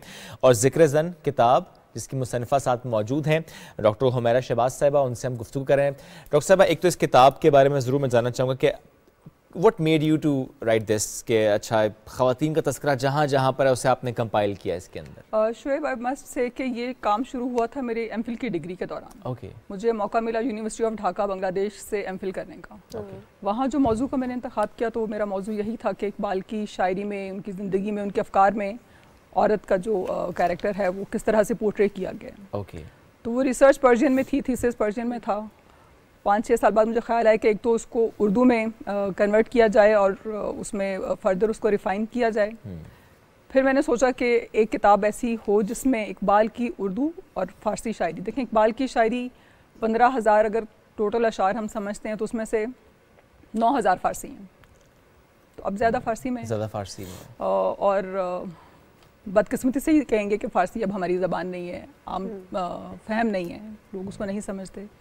तो मेरे लिए अहम था कि इकबाल की फ़िक्र की ऑडियंस जो है वो उर्दू समझने वाली है तो उसको उर्दू में तरतीब दिया जाए। सही। तो ये तकरीबन 30 के करीब किरदार हैं ख़वातीन के, जो कि ज़्यादातर तारीख़ी और हकीकी किरदार हैं, लेकिन इसमें कुछ अफसानवी किरदार भी हैं और कुछ इकबाल की अपनी सोच की इख्तरा भी हैं। कुछ उन्होंने खुद क्रिएट किए हुए हैं फीमेल कैरेक्टर्स, जैसे नबिया मरीख का कैरेक्टर है कि वो जावेदनामा में जिक्र करते हैं कि वो आसमानों के सफ़र पे जाते हैं और फलक मरीख पर वो एक नबिया यानी प्रॉफिटेस को देखते हैं जो कि यूरोप से लाई गई है और वो प्रीच कर रही है। तो ये इकबाल की अपनी सोच की इख्तरा है कि उन्होंने वो ये कैरेक्टर उन्होंने बिल्ड किया है। आपने बहुत क्लोजली एनालाइज किया इकबाल की फ़िक्र को ख़वातीन के हवाले से। इकबाल के नज़दीक औरत क्या है, कौन है औरत? इकबाल के नज़दीक जैसे हमारे नबी के नज़दीक भी औरत महबूब तरीन चीज़ थी, तो इकबाल के नज़दीक भी मुक़द्दस तरीन मेरा ख़ाला कैरेक्टर है। फ़ारसी में किस तरह है शाह बैत कि एक पोइट्री में एक शेर ऐसा होता है जो किंग ऑफ पोइट्री हम उसे कहते हैं। अगर मैं कहूँगी, और ईरानी स्कॉलर्स ने भी कहा है कि इकबाल की पोइट्री का शाह बैत वो अशार हैं जो ख़वातीन का जिक्र है, जिसमें इकबाल ने उनकी शान में कहे। हज़रत फातिमा तो ज़हरा हैं, कैरेक्टर्स हैं, या मेरा ख्याल है कि एक औरत की जितनी भी हैसियतें हैं, माँ, बीवी, बेटी, बहन, हमकार, कोलीग, हर हैसियत में इकबाल ने उनको डिस्कस किया है। लेकिन यकीनन पूरे निज़ाम कायनात में अगर औरत के जिस किरदार की अहमियत बेशतर तस्वुर की जाती है वो माँ की है। बेशक। और इकबाल ने भी अपनी माँ, दुनिया की और तारीख़ी कई माएँ, उनका जिक्र किया और उनके किरदार की अहमियत का जिक्र किया इस्लाम के पॉइंट ऑफ व्यू से, और हमारे अपने माशरती जो फैब्रिक है उसमें उसकी क्या अहमियत है, उसको उन्होंने बहुत सराहा है। ठीक है, नहीं अगर हम कहें कि इकबाल के अशार में जिस तरह नौजवानों को जगाने की बात ज़्यादा, बेदार करने का जिक्र ज़्यादा, माजी के हवाले ज़्यादा, तो ख़वातीन से मुताल्लिक सिर्फ उनकी इम्पोर्टेंस पर फोकस रहा? देखिए, अगर आपने उसको नंबर्स में काउंट करना है कि ज़्यादा है, मेरा ख्याल अगर एक बार भी किसी बात का जिक्र अगर इकबाल ने किया है तो वो बिला वजह नहीं किया। राइट। अगर आप गिनेंगे तो शायद वो अशार उंगश शुमार हो सकते हैं, शायद सैकड़ों, उनके हज़ारों शायरी में, लेकिन उनकी अहमियत बहुत ज़्यादा है। और यकीनन नौजवानों में वो नौजवान ख़वातीन, लड़कियों को भी बाकायदा कैटेगोरिकली मुखातिब करके कहते हैं। नौजवान की बात की तो उसमें लड़के भी हैं, लड़के नौजवान में सब शामिल हैं जी। एक तो नौजवान खुद एक इस्तिलाह ऐसी है, लेकिन उन्हें ख़ास तौर पे भी दुख्तरान मिल्लत के उन्वान से बेटियों को बाकायदा मुखातिब करके कहा है जो बात उन्होंने ख़ास तौर से उनसे कहनी है। और जो ओवरऑल ज़ाहिर है जो नौजवानों से कहा है तो वो सबके लिए बिल्कुल ठीक है। अच्छा, तस्वुर नाज़न ये क्या है इकबाल के नज़दीक? अच्छा, मुझे ये काम करते हुए लगा कि ये इस्तिलाह नाज़न जो है क्या कहीं पहले इस्तेमाल हुई है। मैंने, हमारे कुछ टूल्स हैं रिसर्च के या सर्च के इंजन्स हैं जिसमें हम वो वर्ड डालते हैं और देखते हैं कि अगर किसी और शायर ने उसको यूज़ किया या नहीं। तो हमारे पास पर्शियन पोइट्री के सर्च इंजन है, उर्दू के भी हैं, तो मुझे कोई रिजल्ट नहीं मिला बाहर। अच्छा। तो मेरे लिए इंटरेस्टिंग था। नाज़न बिल्कुल ऐसी है जैसे नामर्द की इस्तिलाह है। ओके। हमारे माशरे में हम कहते हैं कि जो मर्द गैरत, हमीयत, बहादुरी, शुजात ऐसी खसलतों से आ रही है तो हम उसको नामर्द करार दे देते हैं। तो इसका मतलब गाली समझा जाता है वैसे जी इसको। तो इकबाल ने उर्दू शायरी में सिर्फ एक दफ़ा ये लफ्ज़ इस्तेमाल किया, फ़ारसी शायरी में भी सिर्फ एक दफ़ा इस्तेमाल किया, यानी 2 बार इस्तेमाल किया। 2 दफ़ा शायरी में। और डीवमेनाइजेशन की जो इस्तिलाह है वो उन्होंने अपने इंग्लिश के जो उनकी प्राइवेट नोटबुक है स्ट्रे रिफ्लेक्शंस ऑफ इकबाल, उसमें भी एक दफ़ा ये जिक्र हुआ है। किस कॉन्टेक्स्ट में जिक्र हुआ नाज़न का? इकबाल ख़ास तौर पे मगरब को सराहते तो हैं, वहाँ रहे पड़े, लेकिन वहाँ की जो चीज़ें हमारे लिए वो हमारी माशरे तहजीब या यहाँ के लोगों के लिए ख़तरनाक समझते हैं तो वो उन्हें सबसे सरफ़हरिस्त में तालीम है।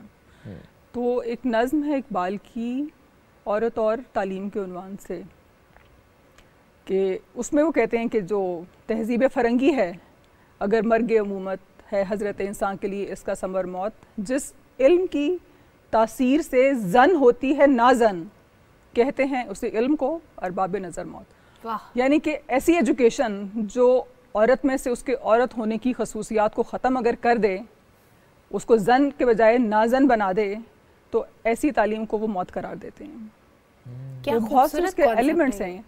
ख़ास तौर पे वो कहते हैं कि जो फ़रंगी तालीम और तहजीब है उसने औरत में से उमूमत की जो यानी कि मदरहुड की जो सलाहियत उसका एसेंस निकाला है कि, और वो जो मैंने नबी मरीख का भी जो जिक्र किया था, वो खातून भी मरीख पे यही प्रचार कर रही है कि आप लोगों को एक माँ बन के सोबतें बर्दाश्त करने की ज़रूरत नहीं है, यानी कि वो मदरहुड के ख़िलाफ़ अगर वो प्रीच कर रही है लोगों को।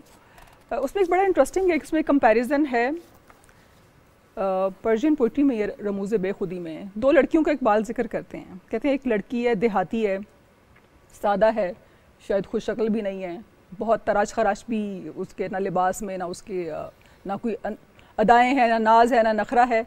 लेकिन कहते हैं अगर ये लड़की माँ बनती है और माँ बनने की सऊबतें बर्दाश्त करती है, अगर उससे हमें एक गैरतमंद और बहादुर मुसलमान कौम को अगर मिल जाता है, तो वो जो मैंने आपको हुलिया बताया वो खातून, और दूसरी तरफ कहते हैं कि जी एक बहुत ही तराशीदा और खूबसूरत और जिसकी आंखों से भी आप कहते हैं कि जी उसकी नज़र भी क़यामतें ढाती है, लेकिन अगर वो माँ बनने की सऊबतें बर्दाश्त नहीं करना चाहती, औलाद की तरबियत करने में कोई इंटरेस्टेड नहीं है, तो वो जो उसकी जो चमक है वो तो हमारे लिए रात के बराबर है।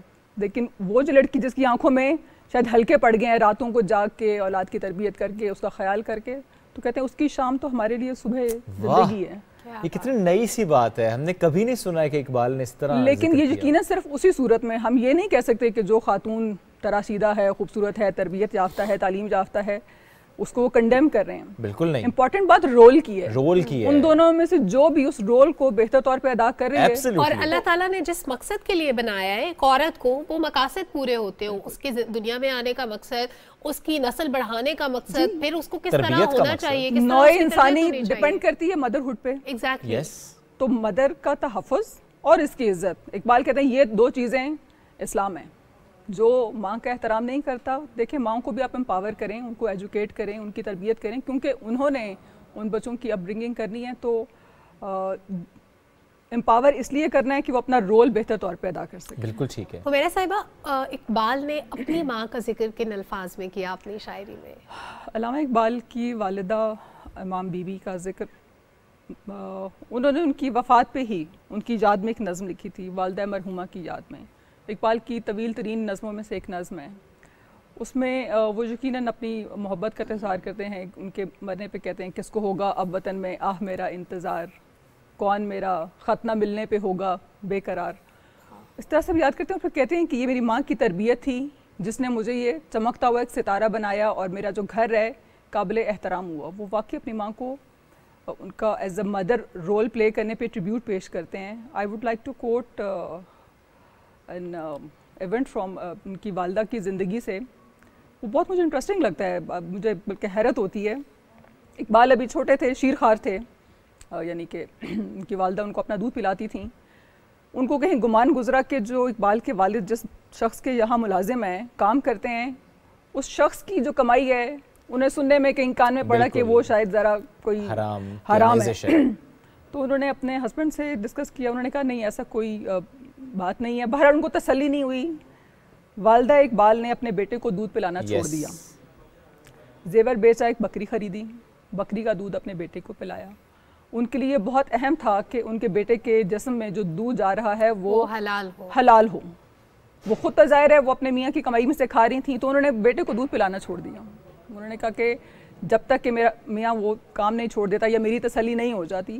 देखें ये एक आप कहें कि वो अनपढ़ थी, रवायती तालीम हासिल नहीं की हुई थी, सादा खातून थी, समझ बूझ बड़ी नेमत होती है। और यही वजह कि इकबाल भी कहते हैं कि औरत को जिस मकसद के लिए बनाया गया है उसको समझे, और फिर नस्लों की तरबियत में इसका बड़ा किरदार होता है। मेरा ख्याल है ये ही मिसिंग फैक्टर हो सकता है।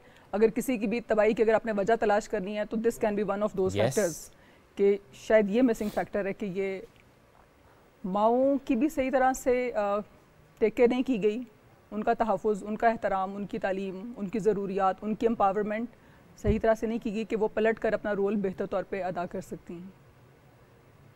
बिल्कुल, ये बहुत अहम बात आपने की। देखें कितनी प्यारी एग्जाम्पल कोट की गई।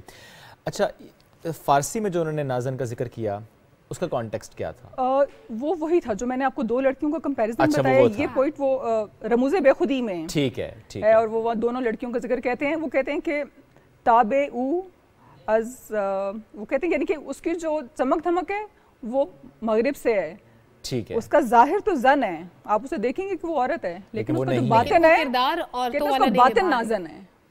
वो अंदर से अगर औरत नहीं रही वो ममता, वो शफकत, वो तरबियत या जो उसके रोल्स हैं, तो फिर जाहिर तौर पे तो वो जन है, लेकिन अंदर से वो नाजन हो चुकी हुई है। आज का नौजवान इकबाल को जब पढ़ता है, चूँकि ज़रा आपका ज़्यादा काम इस एतबार से कि आपने ख़वातीन का जो जितना उन्होंने जिक्र किया उस पर ज़्यादा काम होगा, ऐसा नहीं कि बाकी काम नहीं होगा, बट इस पर शायद ज़्यादा काम है। इंटरेस्ट लेता है नौजवान आज का? ज़रा आपने खुद भी ब्रेक में बात करते कि it's not a language of economy, तो लोग नहीं पढ़ते फ़ारसी को। जी बिल्कुल, इमर्जिंग लैंग्वेजेस ही इमर्जिंग इकोनॉमी से रिलेट करती हैं। फ़ारसी शायद आज लैंग्वेज ऑफ इकोनॉमी नहीं है। मैं चूँकि नमल में पढ़ाती हूँ, national university of modern languages में तकरीबन 28 ज़बानें, दुनिया की ज़िंदा ज़बानें पढ़ाई जाती हैं। फ़ारसी वहाँ बिल्कुल रोज़े अव्वल से पढ़ाई जा रही है। मैंने भी ज़ाहिर बात है 20 साल पहले वहाँ उसको ज्वाइन किया।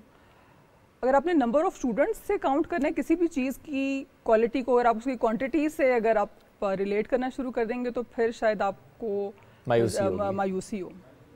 लेकिन जैसे मैंने बताया कि अगर इकबाल को पढ़ के, फ़ारसी शायरी को पढ़ के कोई एक शख्स भी अगर बेहतर हो जाता है तो वो खुद ही ट्रिगर ऑन इफेक्ट होगा, वो खुद ही बाकी अपने दायरा कार और अगर हम इंटरेस्ट ले रहे हैं, हमारे जैसे बहुत से लोग होंगे जिनके लिए इंटरेस्ट पैदा होगा। देखिए मेरा ख्याल है कि तालीम ही बेहतरीन हल है तरबियत का। तालीम के ज़रिए से आप तरबियत करें, तरबियत को उसका एक कंपल्सरी इंग्रेडिएंट आप बना दें, और यूनिवर्सिटियाँ ही काम कर रही हैं, सिलेबस में उसको शामिल किया गया है। आई मस्ट मुझे मेरा ख्याल जिक्र करना चाहिए कि higher education commission of Pakistan की फंडिंग के तहत मैंने लास्ट ईयर एक प्रोजेक्ट किया, वो भी Iqbal's perspective of women empowerment था। जब मैं इसको प्रपोज कर रही थी तो ये एक्चुअली आम राय जब बन जाती है, लोग इकबाल नहीं पढ़ना चाहते, कोई प्रोपेगेंडा हो रहा है और कोई उसको सपोर्ट नहीं करना चाहता,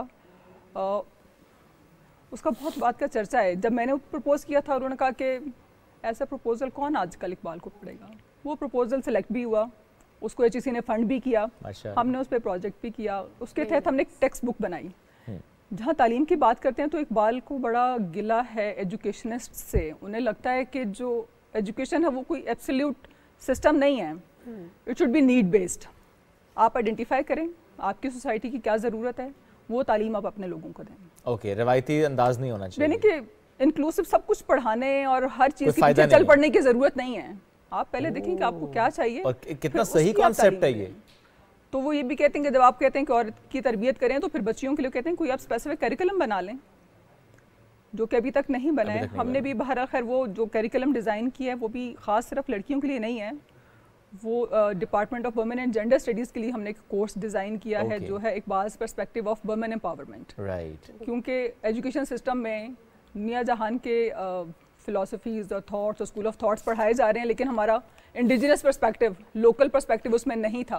तो उस गैप को कवर करने के लिए हमने डिज़ाइन किया। यूनिवर्सिटी में पढ़ाया जा रहा है, वो कंप्लीट हो गया, प्रोजेक्ट सबमिट हो गया है, अभी नेक्स्ट स्टेप में उसकी इम्प्लीमेंटेशन इंशाल्लाह। जी आपने तो बड़ा एक अच्छा कंट्रीब्यूशन मैं कहूँगा कि है इसमें। हाँ। बहुत शुक्रिया साथ मौजूद थे आप, थैंक यू वेरी मच। जी आप यकीन करें बहुत मेहमान आते हैं, लेकिन एक तो टॉपिक बड़ा डिफरेंट था, फिर जो तस्वुर नाज़न बहुत ही मुनफरद था हमारे लिए। बहुत सी नई बातें हमें सीखने को मिली, हमें पता चली, जो हम बहुत तकरीबन 2 महीने हो गए हमें डेली इकबाल पे बात करते हुए, लेकिन आज बहुत कुछ नया सीखा हमने, बहुत सी नई बातें। एक ब्रेक लेते हैं, वापस आएंगे, साथ रहिए।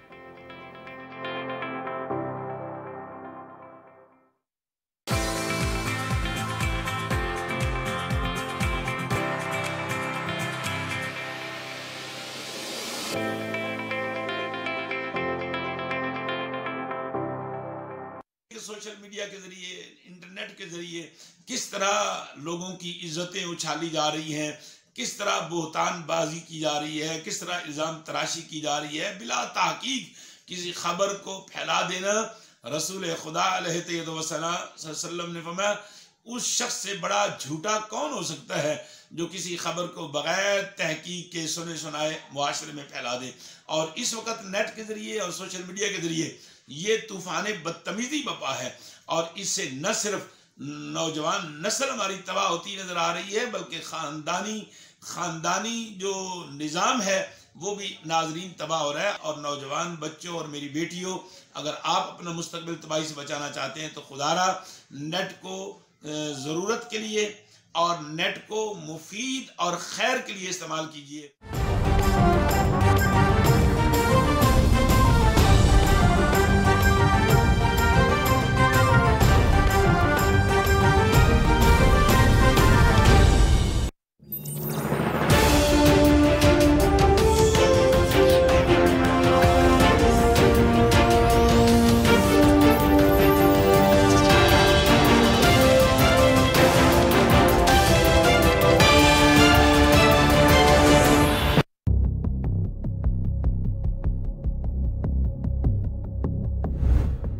मकबूसा जम्मू और कश्मीर में मुआशी तरक्की के भारतीय दावे झूठ का पुलंदा हैं। भारतीय इक़दाम के बायस जम्मू और कश्मीर की मईशत तबाह हो चुकी है और बेरोजगारी उरूज पर है। मकबूसा जम्मू और कश्मीर दुनिया का सबसे ज़्यादा फौजी मौजूदगी वाला खित्ता बन चुका है और वहाँ अमन और तरक्की के भारतीय दावे महज धोखा हैं। अक़वाम मुत्तहिदा के ज़ेर एहतमाम रायशुमारी कश्मीरी अवाम का अव्वलीन मुतालबा है।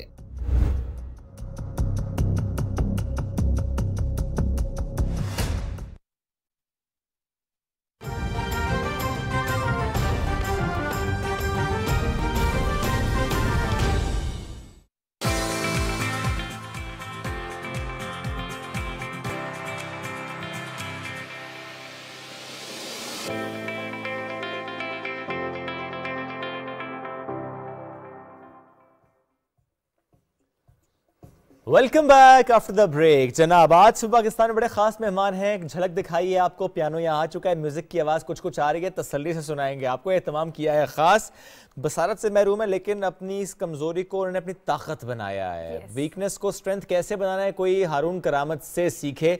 तो हारून करामत को वेलकम करते हैं। रैपर हैं, पियानो पर क्या उंगलियाँ चलाते हैं। अस्सलाम वालेकुम जी, कैसे हैं आप? वालेकुम सलाम। ज़बरदस्त है जी बिल्कुल। हारून रेडी है? यस, सब सेट है जी सब। कब से सीखा ये पियानो?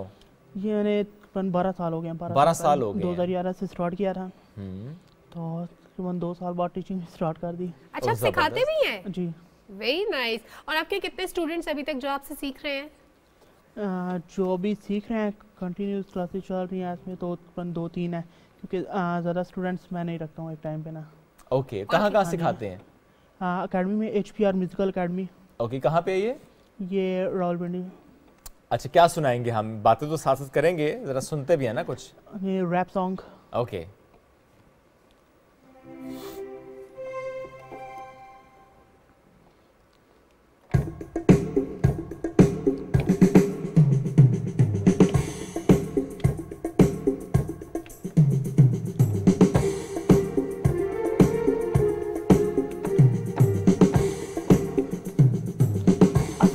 अजय भी मैं विच में नस्ली चढ़ी मिर्च शैवे पर बस नहीं मैनू मेरे ते मैं भी दुनिया च दस नहीं बासी को ही मैं भी मेरे पीछे पीछे जमाना चाली जिन्हें दिल तो दुआ दो दे गाली जिन्हों अंधेरे च काट के रोशनी दिखाओ वही अंधेरा दिखाए तानू जदों दी वारी जिन्हें तिजोरी दिखाओ वही करे काली जड़ा फुल तोड़े बाग ही बने माली पर रह सदा बेफिकर वे कदी दिल च दुनिया दा रखिया नहीं डर दुनिया दौर बदल दे कर दिन ते हर शेर दे हर च सदा रहंदी नहीं सवे अज राज करना कल जिवें आनी नहीं वारी आजकल वेरियसली जमाना जाली। वेरी नाइस, जबरदस्त। हारून, आप कैसे सेंस करते हैं कीज को? जी, कैसे सेंस करते हैं इन कीज को आप? बस स्टार्ट में थोड़ी मुश्किल थी लेकिन अभी खुद ही उंगली चलती हैं, खुद ही फिंगर्स मूव करती हैं फिर। और कोई भी नया ट्रैक जब सीखना हो फिर क्या करते हैं? अभी मैं खुद कंपोज कर रहा हूँ ट्रैक अपने। मेरे सॉन्ग्स हैं कुछ कंपोज किए हुए हैं मैंने। अच्छा। लिरिक्स भी अपने हैं। और वो भी सुनाए ना कुछ जो अपना कंपोज किया हुआ है। अपने सॉन्ग्स कुछ ठीक है, आपको सुनाता हूँ।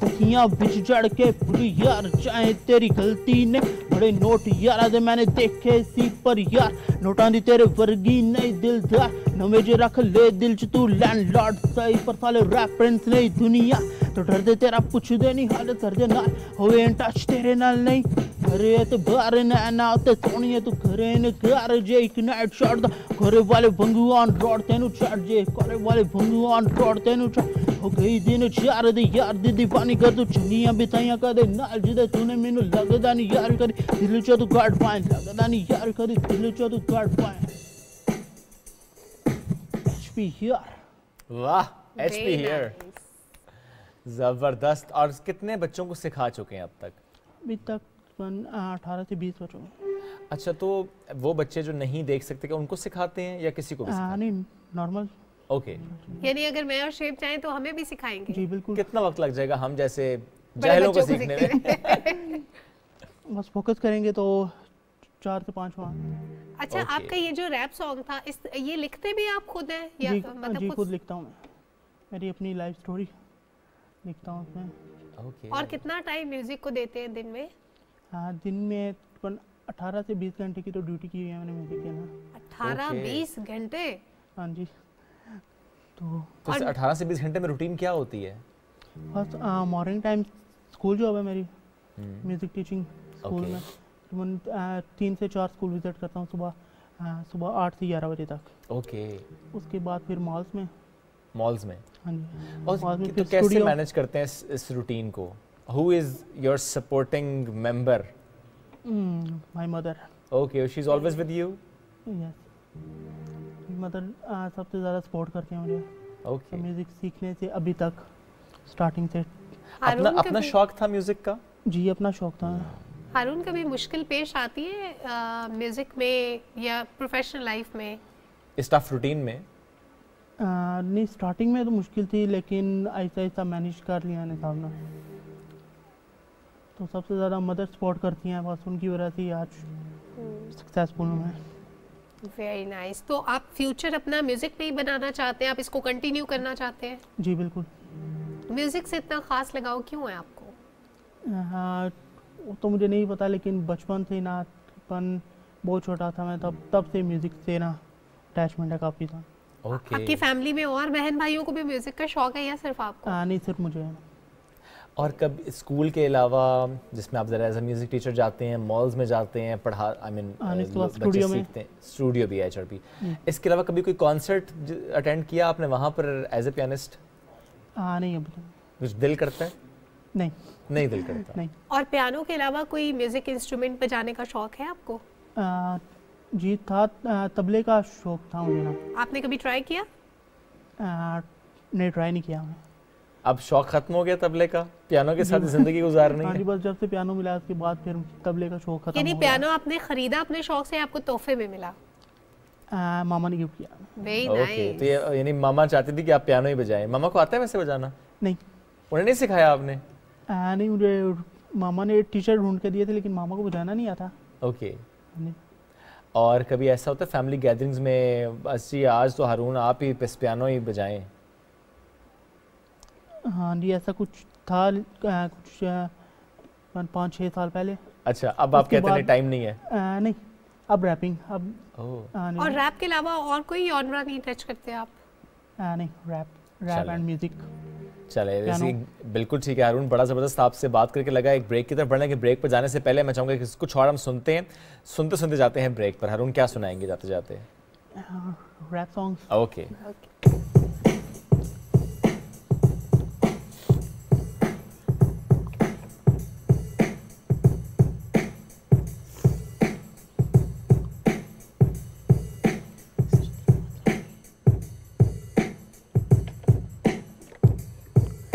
जिसके मुंडा फॉर्म च मैं लिखदा ते गाना, कुड़ियां फैन दीवानी मेरी सोनी, मैं तेरे गुन गाना होया यदां विच तेरी नाले जग तो बेगाना, लिखा गीत तेरे लिए जो मेरे सुनदा जमाना।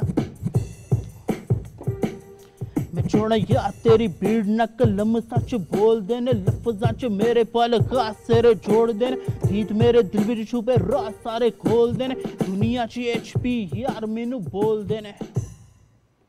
जबरदस्त, थैंक यू सो मच।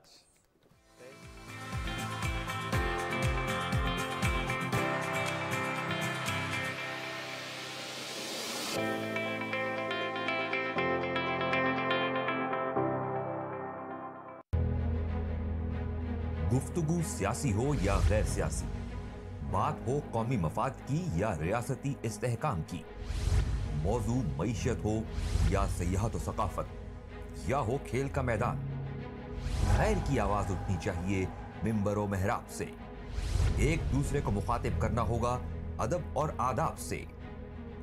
कैसे होंगे हल अवामी मसाइल, क्या होना चाहिए मीडिया का किरदार।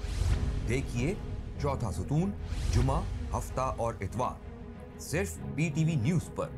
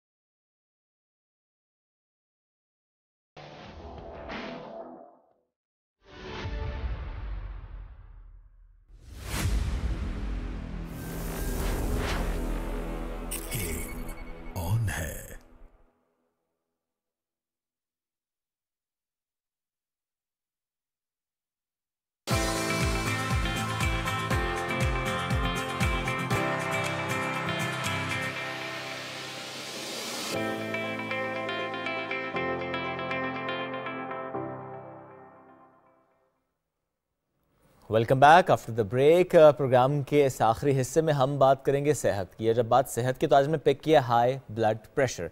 ये हाई ब्लड प्रेशर क्या होता है, क्यों होता है, किसको होता है, क्या जेनेटिक्स इसमें इन्वॉल्व होती हैं या एनवायरमेंटल फैक्टर्स होते हैं, या अगर को होस्ट आपको कॉफी पर ना लेकर जाए तो आपका ब्लड प्रेशर हाई हो जाता है। कॉफी कमिट किसने की थी ये जरूर याद रखें। कमिट मैंने की थी और मोहतरमा के खाना खाने चली गई थी, तो ब्लड प्रेशर हाई मेरा होना बनता है, कमिटमेंट मेरे साथ और रोटी खाने किससे और। लेकिन आपने ब्लड प्रेशर नहीं हाई करना, पूछ लेते हैं ये क्यों होता है। हाँ बिल्कुल ठीक है, क्यों होता है, इससे क्या क्या मसला हो सकता है, इस पर बात करेंगे। We have with us consultant cardiologist professor doctor Mohammad Naeem Malik sahab. अस्सलाम वालेकुम, गुड मॉर्निंग सर। जी वालेकुम। सर ये क्या होता है हाई ब्लड प्रेशर?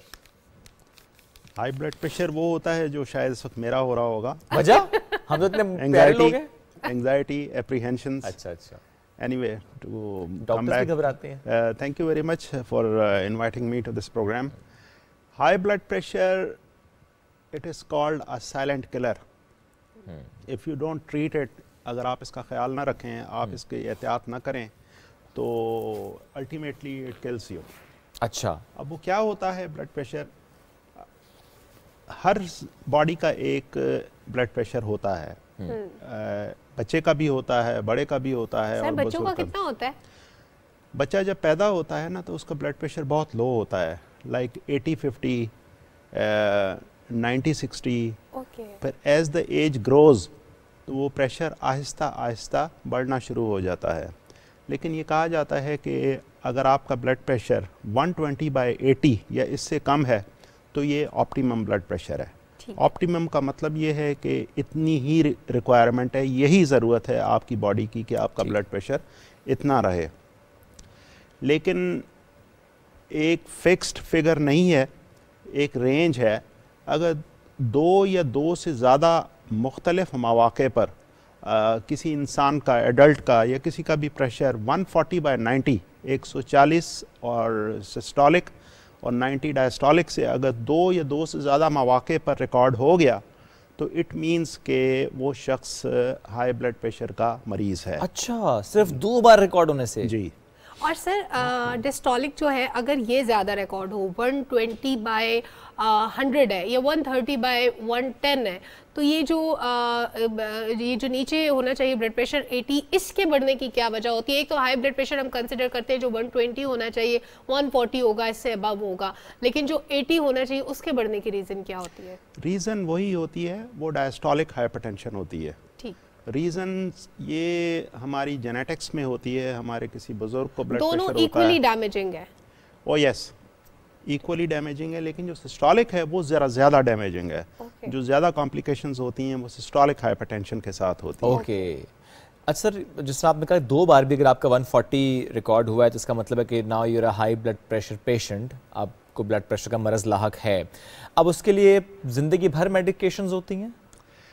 ज़िंदगी भर मेडिकेशन हो सकती है। अच्छा। लेकिन सबसे पहले हम चांस देते हैं इंसान को अपनी लाइफस्टाइल मॉडिफिकेशन करने का। अच्छा। That is very very important. अगर आप अपनी लाइफ को अकॉर्डिंग टू सिचुएशन मॉडिफाई कर लेते हैं, अगर आप लाइफस्टाइल अपना बदल लेते हैं, रहन सहन अपना, तो वो आपके लिए बहुत सूदमंद होता है। डॉक्टर उस पेशेंट को देखकर ये फैसला करेगा, डिस्कस करके कि अच्छा इसकी हाई ब्लड प्रेशर की रीज़न क्या थी, और जब रीज़न आइडेंटिफाई कर ली तो आप उस रीज़न को अगर चेंज कर सकते हैं तो ठीक, नहीं कर सकते फिर मेडिसिन। जी बिल्कुल, ऐसा ही हो गया। 3-4 डब्ल्यूज़ हैं, डब्ल्यूज़ वरीज, वेट और 1-2 और चीज़ें हैं जो मेरे जहन में नहीं है। अगर ये आप अपनी ज़िंदगी से दूर कर लें तो इट इज़ क्वाइट पॉसिबल कि आपका प्रेशर जो है वो सेटल डाउन कर जाए। आप स्मोकर हैं, ओवरवेट हैं, आप एक्सरसाइज नहीं करते, आप ओवर ईटिंग पसंद करते हैं, खाने में जो आपको लिमिटेड क्वांटिटी में खाना चाहिए वो आप ज़्यादा खाते हैं, लाइक आप अपनी ज़रूरत से ज़्यादा खाते हैं, जितनी आपकी कैलोरीज 2000-2500 कैलोरीज आपको ज़रूरत है और आप 5000 खा लें तो वो क्या करेगा, वो आपकी बॉडी में वो कैलोरीज जमा होकर आपका वेट बढ़ाएंगी। सही। सर, खाने की चीज़ों में क्या सिर्फ नमक ब्लड प्रेशर बढ़ाने की वजह है या और भी ऐसी खाने की चीज़ें? मैडम, हर चीज़ की ज़्यादती जो है वो बॉडी के लिए नुकसान का बायस होती है। अब नमक का ये कि वो डायरेक्टली आपकी क्या करता है, वो आपकी ब्लड वॉल्यूम बढ़ाता है। नमक जब आप खाते हैं तो नमक के साथ आपको पानी ज़्यादा पीना पड़ता है। जब आप पानी ज़्यादा पीते हैं तो आपका ब्लड वॉल्यूम बढ़ता है। ब्लड वॉल्यूम को बढ़ाने के लिए हार्ट को ज़्यादा जोर लगाना पड़ता है।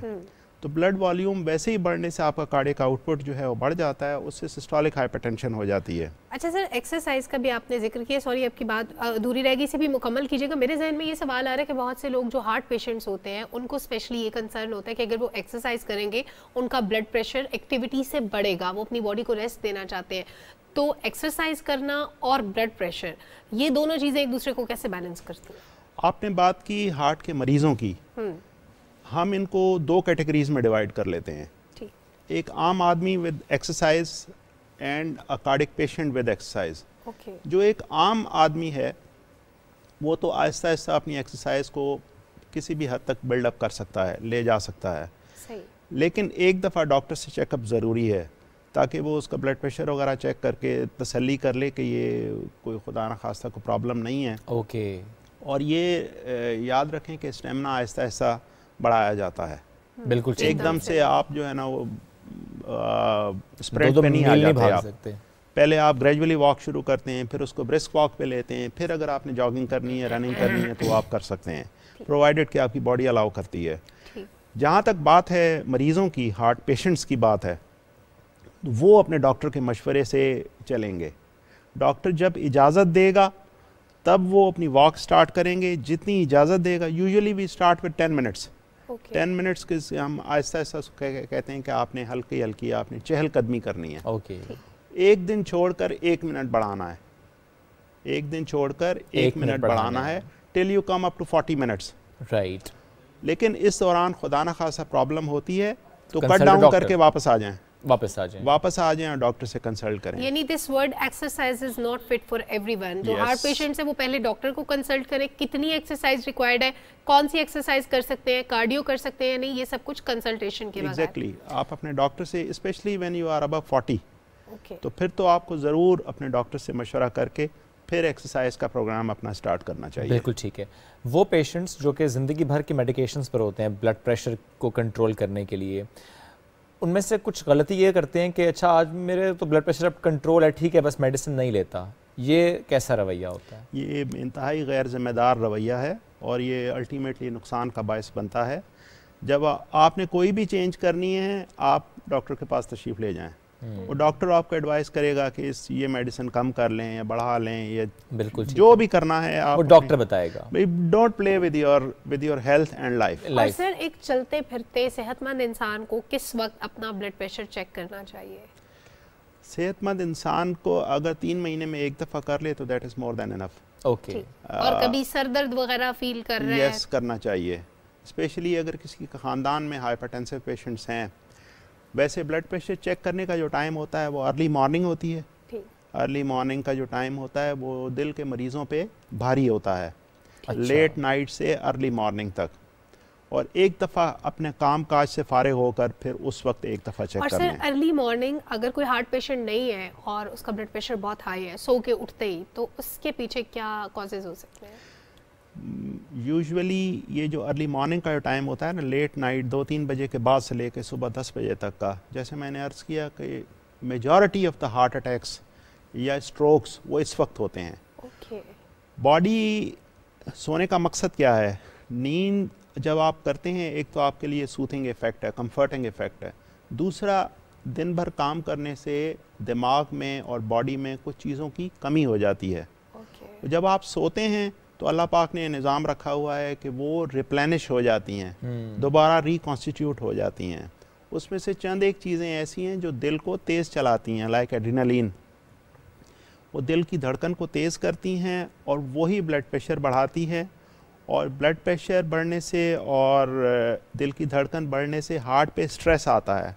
तो अगर खुदा न खासा अंदर बीमारी है तो उस वक्त बहुत ज़्यादा इम्कान होता है कि उस वक्त हार्ट अटैक हो सकता है। आपने सुना होगा कि कोई शख्स सोया और सुबह उठा ही नहीं।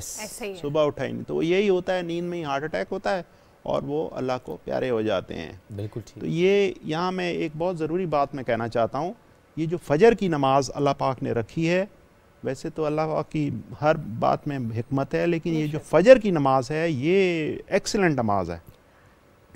इस वक्त जब आप उठ के सुबह नमाज पढ़ते हैं ना, तो वो जो एक सर्किल चल रहा होता है हार्ट अटैक का और स्ट्रोक का, वो ब्रेक हो जाता है। वो ब्रेक होने से तो आप उससे बच जाते हैं। तो फजर की नमाज इंतहाई, हर नमाज ज़रूरी है, लेकिन फजर की नमाज बहुत ही आला नमाज है, बहुत ही खूबसूरत। अल्लाह पाक sir 3 disasters high blood pressure के, पैरालिसिस हो सकता है, स्ट्रोक हो सकता है, हार्ट अटैक हो सकता है, इसके अलावा क्या हो सकता है? किडनी फेलियर हो सकता है, ब्लाइंडनेस, अंधापन, अंधे भी हो सकते हैं। यस, अंधे भी हो सकते हैं। जो अंदर पर्दा होता है रेटिना, रेटिना में छोटी छोटी ब्लड वेसल्स होती हैं, उन ब्लड वेसल्स में चेंजेस आ जाती हैं और एट टाइम्स हेमरेजेस हो जाते हैं। वो हेमरेजेस होने से इंसान अंधा हो सकता है। और एक ऑप्टिक डिस्क होती है जो कुछ हम देख रहे हैं वो वहाँ पे वो चीज़ें कलेक्ट होकर फिर ऑप्टिक नर्व के थ्रू वो जाती हैं दिमाग तक, इमेज बनता है और हमें पता चलता है हम क्या देख रहे हैं। ये हम आँखों से नहीं देख रहे होते, आँखें सिर्फ रास्ते का काम देती हैं, हम दिमाग में देख रहे होते हैं। तो वो ऑप्टिक डिस्क में पानी भर जाता है या कभी कभार उसकी एट्रॉफी हो जाती है। तो ये तमाम चीज़ें they lead to sometimes temporary and most of the times permanent blindness. Okay, तभी अगर कभी खुदा न खास्ता किसी को भी अगर विजन का इशू आ रहा हो, ब्लर विजन हो या डीफोकस हो, चेक कराए, तो कुछ केसेस में कहा जाता है कि आपका प्रेशर बहुत ज़्यादा है आंखों पे, दैट इज वो एक डिफरेंट चीज़, वो डिफरेंट चीज़ है। ठीक है, वो डिफरेंट चीज़ है, उसको काला मोतिया कहते हैं। ठीक है, वो डिफरेंट है जी। प्रेगनेंसी में ब्लड प्रेशर क्यों बढ़ता है? प्रेगनेंसी में ब्लड प्रेशर, कुछ तो लोग ऐसे होते हैं कि जिनमें टेंडेंसी होती है ब्लड प्रेशर बढ़ने की, जेनेटिक फैक्टर्स की वजह से। ठीक है। दूसरा, कुछ ऐसे टॉक्सिन्स रिलीज होते हैं प्लेसेंटा से जो कि ब्लड प्रेशर बढ़ने का बायस बनते हैं। ओके। तो वो ब्लड प्रेशर ऐसा होता है कि वो जब डिलीवरी हो जाए तो मोस्ट ऑफ द टाइम्स वो सेटल हो जाता है। ठीक है। मगर केयर उसकी उसी तरह करनी चाहिए जैसे एक आम हाइपरटेंसिव पेशेंट में की जाती है। नमक का इंटेक कम रखें। हमारे यहाँ प्रॉब्लम कुछ ये मिथ्स चली आ रही हैं कि जब प्रेगनेंसी होती है तो यूजुअली ख़वातीन को बहुत हैवी डाइट्स दी जाती है। जो बुज़ुर्ग ख़वातीन हैं उससे क्या होता है, मोटापा हो जाता है, मोटापा, हाई ब्लड प्रेशर हो जाता है एंड समटाइम्स डायबिटीज़ भी हो जाती है। तो अपनी डाइट का प्लीज़ ख्याल रखें जो प्रेग्नेंट ख़वातीन हैं। और एक और चीज़ इसमें बड़ी इम्पॉर्टेंट है कि आपको मालूम है कि प्रेगनेंसी में दवा नहीं खाई जाती, तो जो भी एंटी हाइपरटेंसिव दवा आपने खानी है वो अपने कार्डियोलॉजिस्ट के मशवरे के बाद खानी है, किसी और की, क्योंकि वो एट टाइम्स डिजास्ट्रस हो सकती है आपकी जान के लिए, और ख़ास तौर पर जो नन्ही जान अंदर फल फूल रही है उसके लिए वो डिजास्टर्स हो सकती है। सर, एक हाई ब्लड प्रेशर पेशेंट को कब कब कंसर्न होना चाहिए और फौरन डॉक्टर के पास जाना चाहिए अगर वो मेडिसिन खा रहा है? पहली चीज़ तो ये कि जब भी डॉक्टर बुलाया जाना चाहिए। पहली चीज़ ये, डॉक्टर हमेशा एक प्लान देते हैं कि आपने इतने बाद आना है। इसके अलावा जब भी आपको सिम्टम फील करें, हेडेक फील करें, चक्कर आ रहे हैं, आपको सांस फूल रहा है, आपको सीने में दर्द की शिकायत है, बाजुओं में दर्द की शिकायत है, तो या कंसंट्रेट करने में आपको प्रॉब्लम हो रही है, किसी की बात समझ नहीं आ रही है आपको, तो फौरी तौर पर आप डॉक्टर के पास तशरीफ़ ले जाएं। ठीक है, चलें, ये तो सर हमने बात की हाई ब्लड प्रेशर की, और आपको लग रहा होगा कि डॉक्टर साहब तो शायद सिर्फ हम बात हेल्थ से जुड़ी करेंगे, नहीं, चूँकि किताब साथ लेकर आए तो हम उस किताब से मुताल्लिक़ बात करेंगे, अनदर साइड ऑफ डॉक्टर साहब। डॉक्टर साहब, आपने दूसरी किताब ये लिखी है, एक तो चलो आपके हेल्थ से जुड़ी, लेकिन ये किताब आपकी अपनी ज़िंदगी से मुताल्लिक़ है, अपने तजर्बात, कहीं पेशेंट्स के एक्सपीरियंसेस तो नहीं है इसके अंदर कि पेशेंट को कैसा महसूस होता है आपसे मिलकर?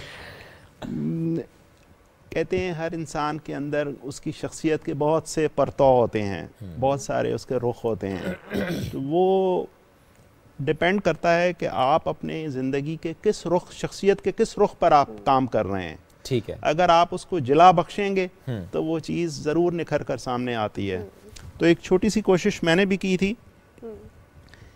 मैं 2001 में मैं हज मिशन ड्यूटी पर गया था। अच्छा। तो वो मैं पॉइंट्स नोट करता रहा, फिर वापस आकर मैंने उसको किताबी शक्ल दी।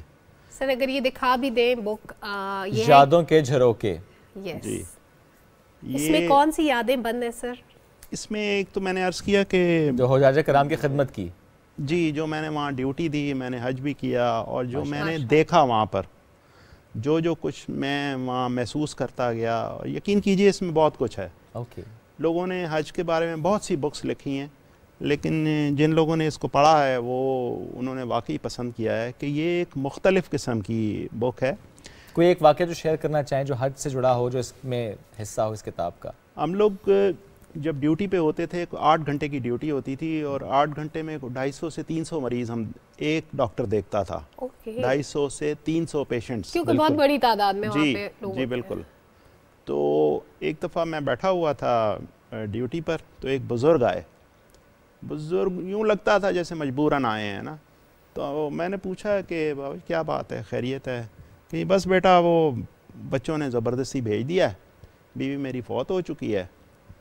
तो कहते हैं बच्चों ने सोचा कि शायद बाबा फारिग हो जाएगा वहीं, क्योंकि बहुत सारे लोग होते हैं जो अल्लाह को प्यारे हो जाते हैं हज में। जब मैं गया हूँ उस वक्त भी 300-400 हुज्जाज कराम जो अल्लाह को प्यारे हुए थे। कहते हैं वो बच्चों ने सोचा कि ये बाबा जो हैं ये अल्लाह को प्यारे हो जाएंगे तो हम इनकी जो जायदाद है उस पर हम कब्ज़ा कर लेंगे। तो बाबा जी ने कमीज़ का खोला, कहते हैं बेटा ये देख, मैं भी सारे जायदाद के कागज़ अपने साथ लेकर आया। बाबा जी बहुत स्मार्ट थे, उनको स्ट्रैटेजी भी पता थी मुझे क्या करना है, जाना है लेकिन अपने पेपर्स लेके। अच्छा, तबीयत कैसी रही वैसे उनकी? तबीयत बस यूजुअली हम लोग जो हैं वो हमारे जो बुजुर्ग हैं हम उनको भेजते हैं हज के लिए। जाना जवानी में चाहिए, हज जवानी का उम्र के जिस हिस्से में अल्लाह ताला आपको तौफीक दे, ये नहीं कि आप बुढ़ापे का इंतजार करें। जोड़ों का दर्द और बीमारियां और ये बहुत कुछ होता है, तो बहुत से लोग बेचारे बहुत आवाज़ार होते हैं जाके बेजार। और देखा फिर ये जब हज हो जाता है ना, फिर लोग कहते हैं कि जी डॉक्टर साहब अल्लाह के वास्ते वापस भिजवा दें, किसी तरह वापस भिजवा दें। वो कट शॉर्ट कर देते हैं अपना स्टे। ख़ास तौर पर जो लोग मदीना जाने का लोगों को बहुत शौक़ होता है, हमारे लोगों को बहुत ज़्यादा शौक़ होता है। तो जो मदीना से हो आए हों वो फिर कहते हैं बस वापस कुछ करें, मुझे वापस भिजवा दें। और स्पेशली ज़ाहिर है हम बात करें जो कि सरकारी हज स्कीम के तहत जाते हैं, उनके 40 डेज आपका विजिट होता है। तो अगर आप पहले गए तो आप पहले मदीना जाएंगे, फिर आप जाएंगे हज के लिए, और फिर आपने मक्का में रहना है, जद्दा से वापसी। और अगर दूसरी साइड से गए, एंड पर गए हैं, तो पहले हज बाद में मदीना। तो डॉक्टर साहब बड़ा दुरुस्त कह रहे हैं कि चूंकि हमने भी इस साल यही देखा कि कोशिश सबकी थी जो पहले मदीना से हो आया कि बस अब वापसी है। और सर ये भी उन्हीं लोगों में थे जिन्होंने अपना विजिट कार्ड शॉर्ट करा। मेरी छुट्टियां कम मुझे भेज दो। अल्लाह गवाह, मेरी छुट्टियां कम थी जी, मैं इससे जल्दी वापस। दिलों का हाल तो अल्लाह जानता है। दिलों का अल्लाह बेहतर जानता है, इसमें कोई शक नहीं। लेकिन हाँ, ये ऑब्जर्वेशन है कि वहाँ लंबी लाइन लगी होती है, हमारी फ्लाइट जल्दी, हमारी फ्लाइट जल्दी, कहते हैं फर्ज पूरा हो गया और चलो वापस चलिए। लेकिन मैं कहता हूँ सर, ये तो तय है ना कि आपने कितने घड़ियां वहां की हैं, तय है ना, मेरे बस में ना किसी और के बस में। अगर मेरी घड़ियां कम थी तो वो कम है, अल्लाह बार बार बुलाए जी। अच्छा सर, ये तो आपने एक वाकया बताया जो इस किताब में आपने लिखा, इसके अलावा क्या लिखा? अपने हज से मुताल्लिक कुछ अगर शेयर करना चाहें वाकया। हज मैं आखिरी फ़्लाइट पर गया था, और यूजुअली ये होता है कि जब मिशन जाता है यहाँ से तो वहाँ लोगों को रिसीव करने के लिए लाए होते हैं। हमें रिसीव करने कोई ना आया और हम एयरपोर्ट पर पड़े रहे, और कहीं शाम को जाकर एक दोस्त था, उसने गाड़ी मंगवा के हमें भिजवाया जद्दा से मक्का। तो जब मक्का पहुँचे हैं तो जो हमारे हज मिशन के डायरेक्टर थे, तो उन्होंने पहले ही कहा, भाई आप क्यों आ गए, आपकी तो ज़रूरत थी नहीं हमें। तो खैर बहुत दुख हुआ, लेकिन वो सरजमीन ऐसी थी कि हमने कहा चलें, दिलों में रंजिश नहीं लानी। लेकिन उसके बाद फिर इतना काम किया, इस कदर काम किया कि न दिन देखा न रात। एक फीलिंग ऑफ सेटिस्फेक्शन होती है कि इतने लोगों को सर्व किया, ऐसी मुकद्दस जगह पे जाके। छोटी बात है। आप देखें, अल्लाह ताला आपको हज करने का भी मौका देता है और साथ ही अपने हुज्जाज की खिदमत का भी मौका देता है। क्या, और बहुत सी दुआएं समेटते हैं आप। जी बिल्कुल, लोग बहुत, जब आप उनको देखते हैं, और ख़ास तौर पर जब अपने पाकिस्तानी डॉक्टर्स को देखते हैं लोग, तो वैसे सऊदीज़ बहुत खिदमत करते हैं हुज्जाज की, बहुत। लेकिन लैंग्वेज बैरियर भी आ जाता है ना, बात समझाने में मुश्किल होती है। अगर अरबी लोग सबसे बेहतर इशारों की ज़बान है सर, वहाँ वही बोलनी पड़ती है, इशारे आप सर अगर सर पे हाथ रखेंगे तो क्या पता लगेगा, चक्कर आ रहे हैं, दर्द हो रहे हैं, तो समझा चक्कर मतलब जितना आप अच्छा बोल के समझा सकते हैं मैनेज हो ही जाता है, कुछ ना कुछ करके ना आप गा करके कुछ ना कुछ हो ही जाता है। एक और चीज़ है कि अब वहाँ पर पाकिस्तानी डॉक्टर्स काफ़ी हैं, इंडियंस काफ़ी हैं, तो इसलिए लैंग्वेज बैरियर उस तरह नहीं आता, यूजुअली वो नहीं रहा। और तीसरा, बंगाली भी काफ़ी हैं, वो भी थोड़ी बहुत आपकी उर्दू समझ लेते हैं। और बिलीव मी, मक्का के जो अरब हैं ना, वो ठीक ठाक उर्दू बोलते हैं। अच्छा, ठीक ठाक उर्दू बोलते हैं। आप किसी दुकान पे चले जाएं ना, तो वो आप उनसे खरीदारी इंटरेक्ट करके ना, बिल्कुल वो बहुत अच्छी उर्दू बोलते हैं। एक रीजन ये भी है कि जो उर्दू हमारी जबान है, ये भी तो ड्रिवन है ना फारसी से, अरबी से, बहुत से अल्फाज मिलते जुलते होते हैं, तो सीखना भी इतना मुश्किल नहीं। उन्होंने चीजें बेचनी भी होती है ना पाकिस्तान में, उनको पता होता है कारोबारी जहाँ भी हो वो वैसा ही होता है, ऐसे ही है। Great sir, thank you so much for joining us today. कितनी अच्छी डिस्कशन इस तरफ को आ गई और कितना अच्छा वाकया सर ने शेयर किया। आई विश कभी हम पूछ पाते हैं बच्चों का क्या बना बाद में, उनके जायदाद कागज मिले कि नहीं मिले, उसके लिए बाबा जी को ट्रेस करना पड़ेगा। थैंक यू वेरी मच जी। नाज़रीन, मुलाकात कल करेंगे नए मेहमानों के साथ। बहुत सा ख्याल रखें, दुआ में याद रखिए। अल्लाह हाफ़िज़।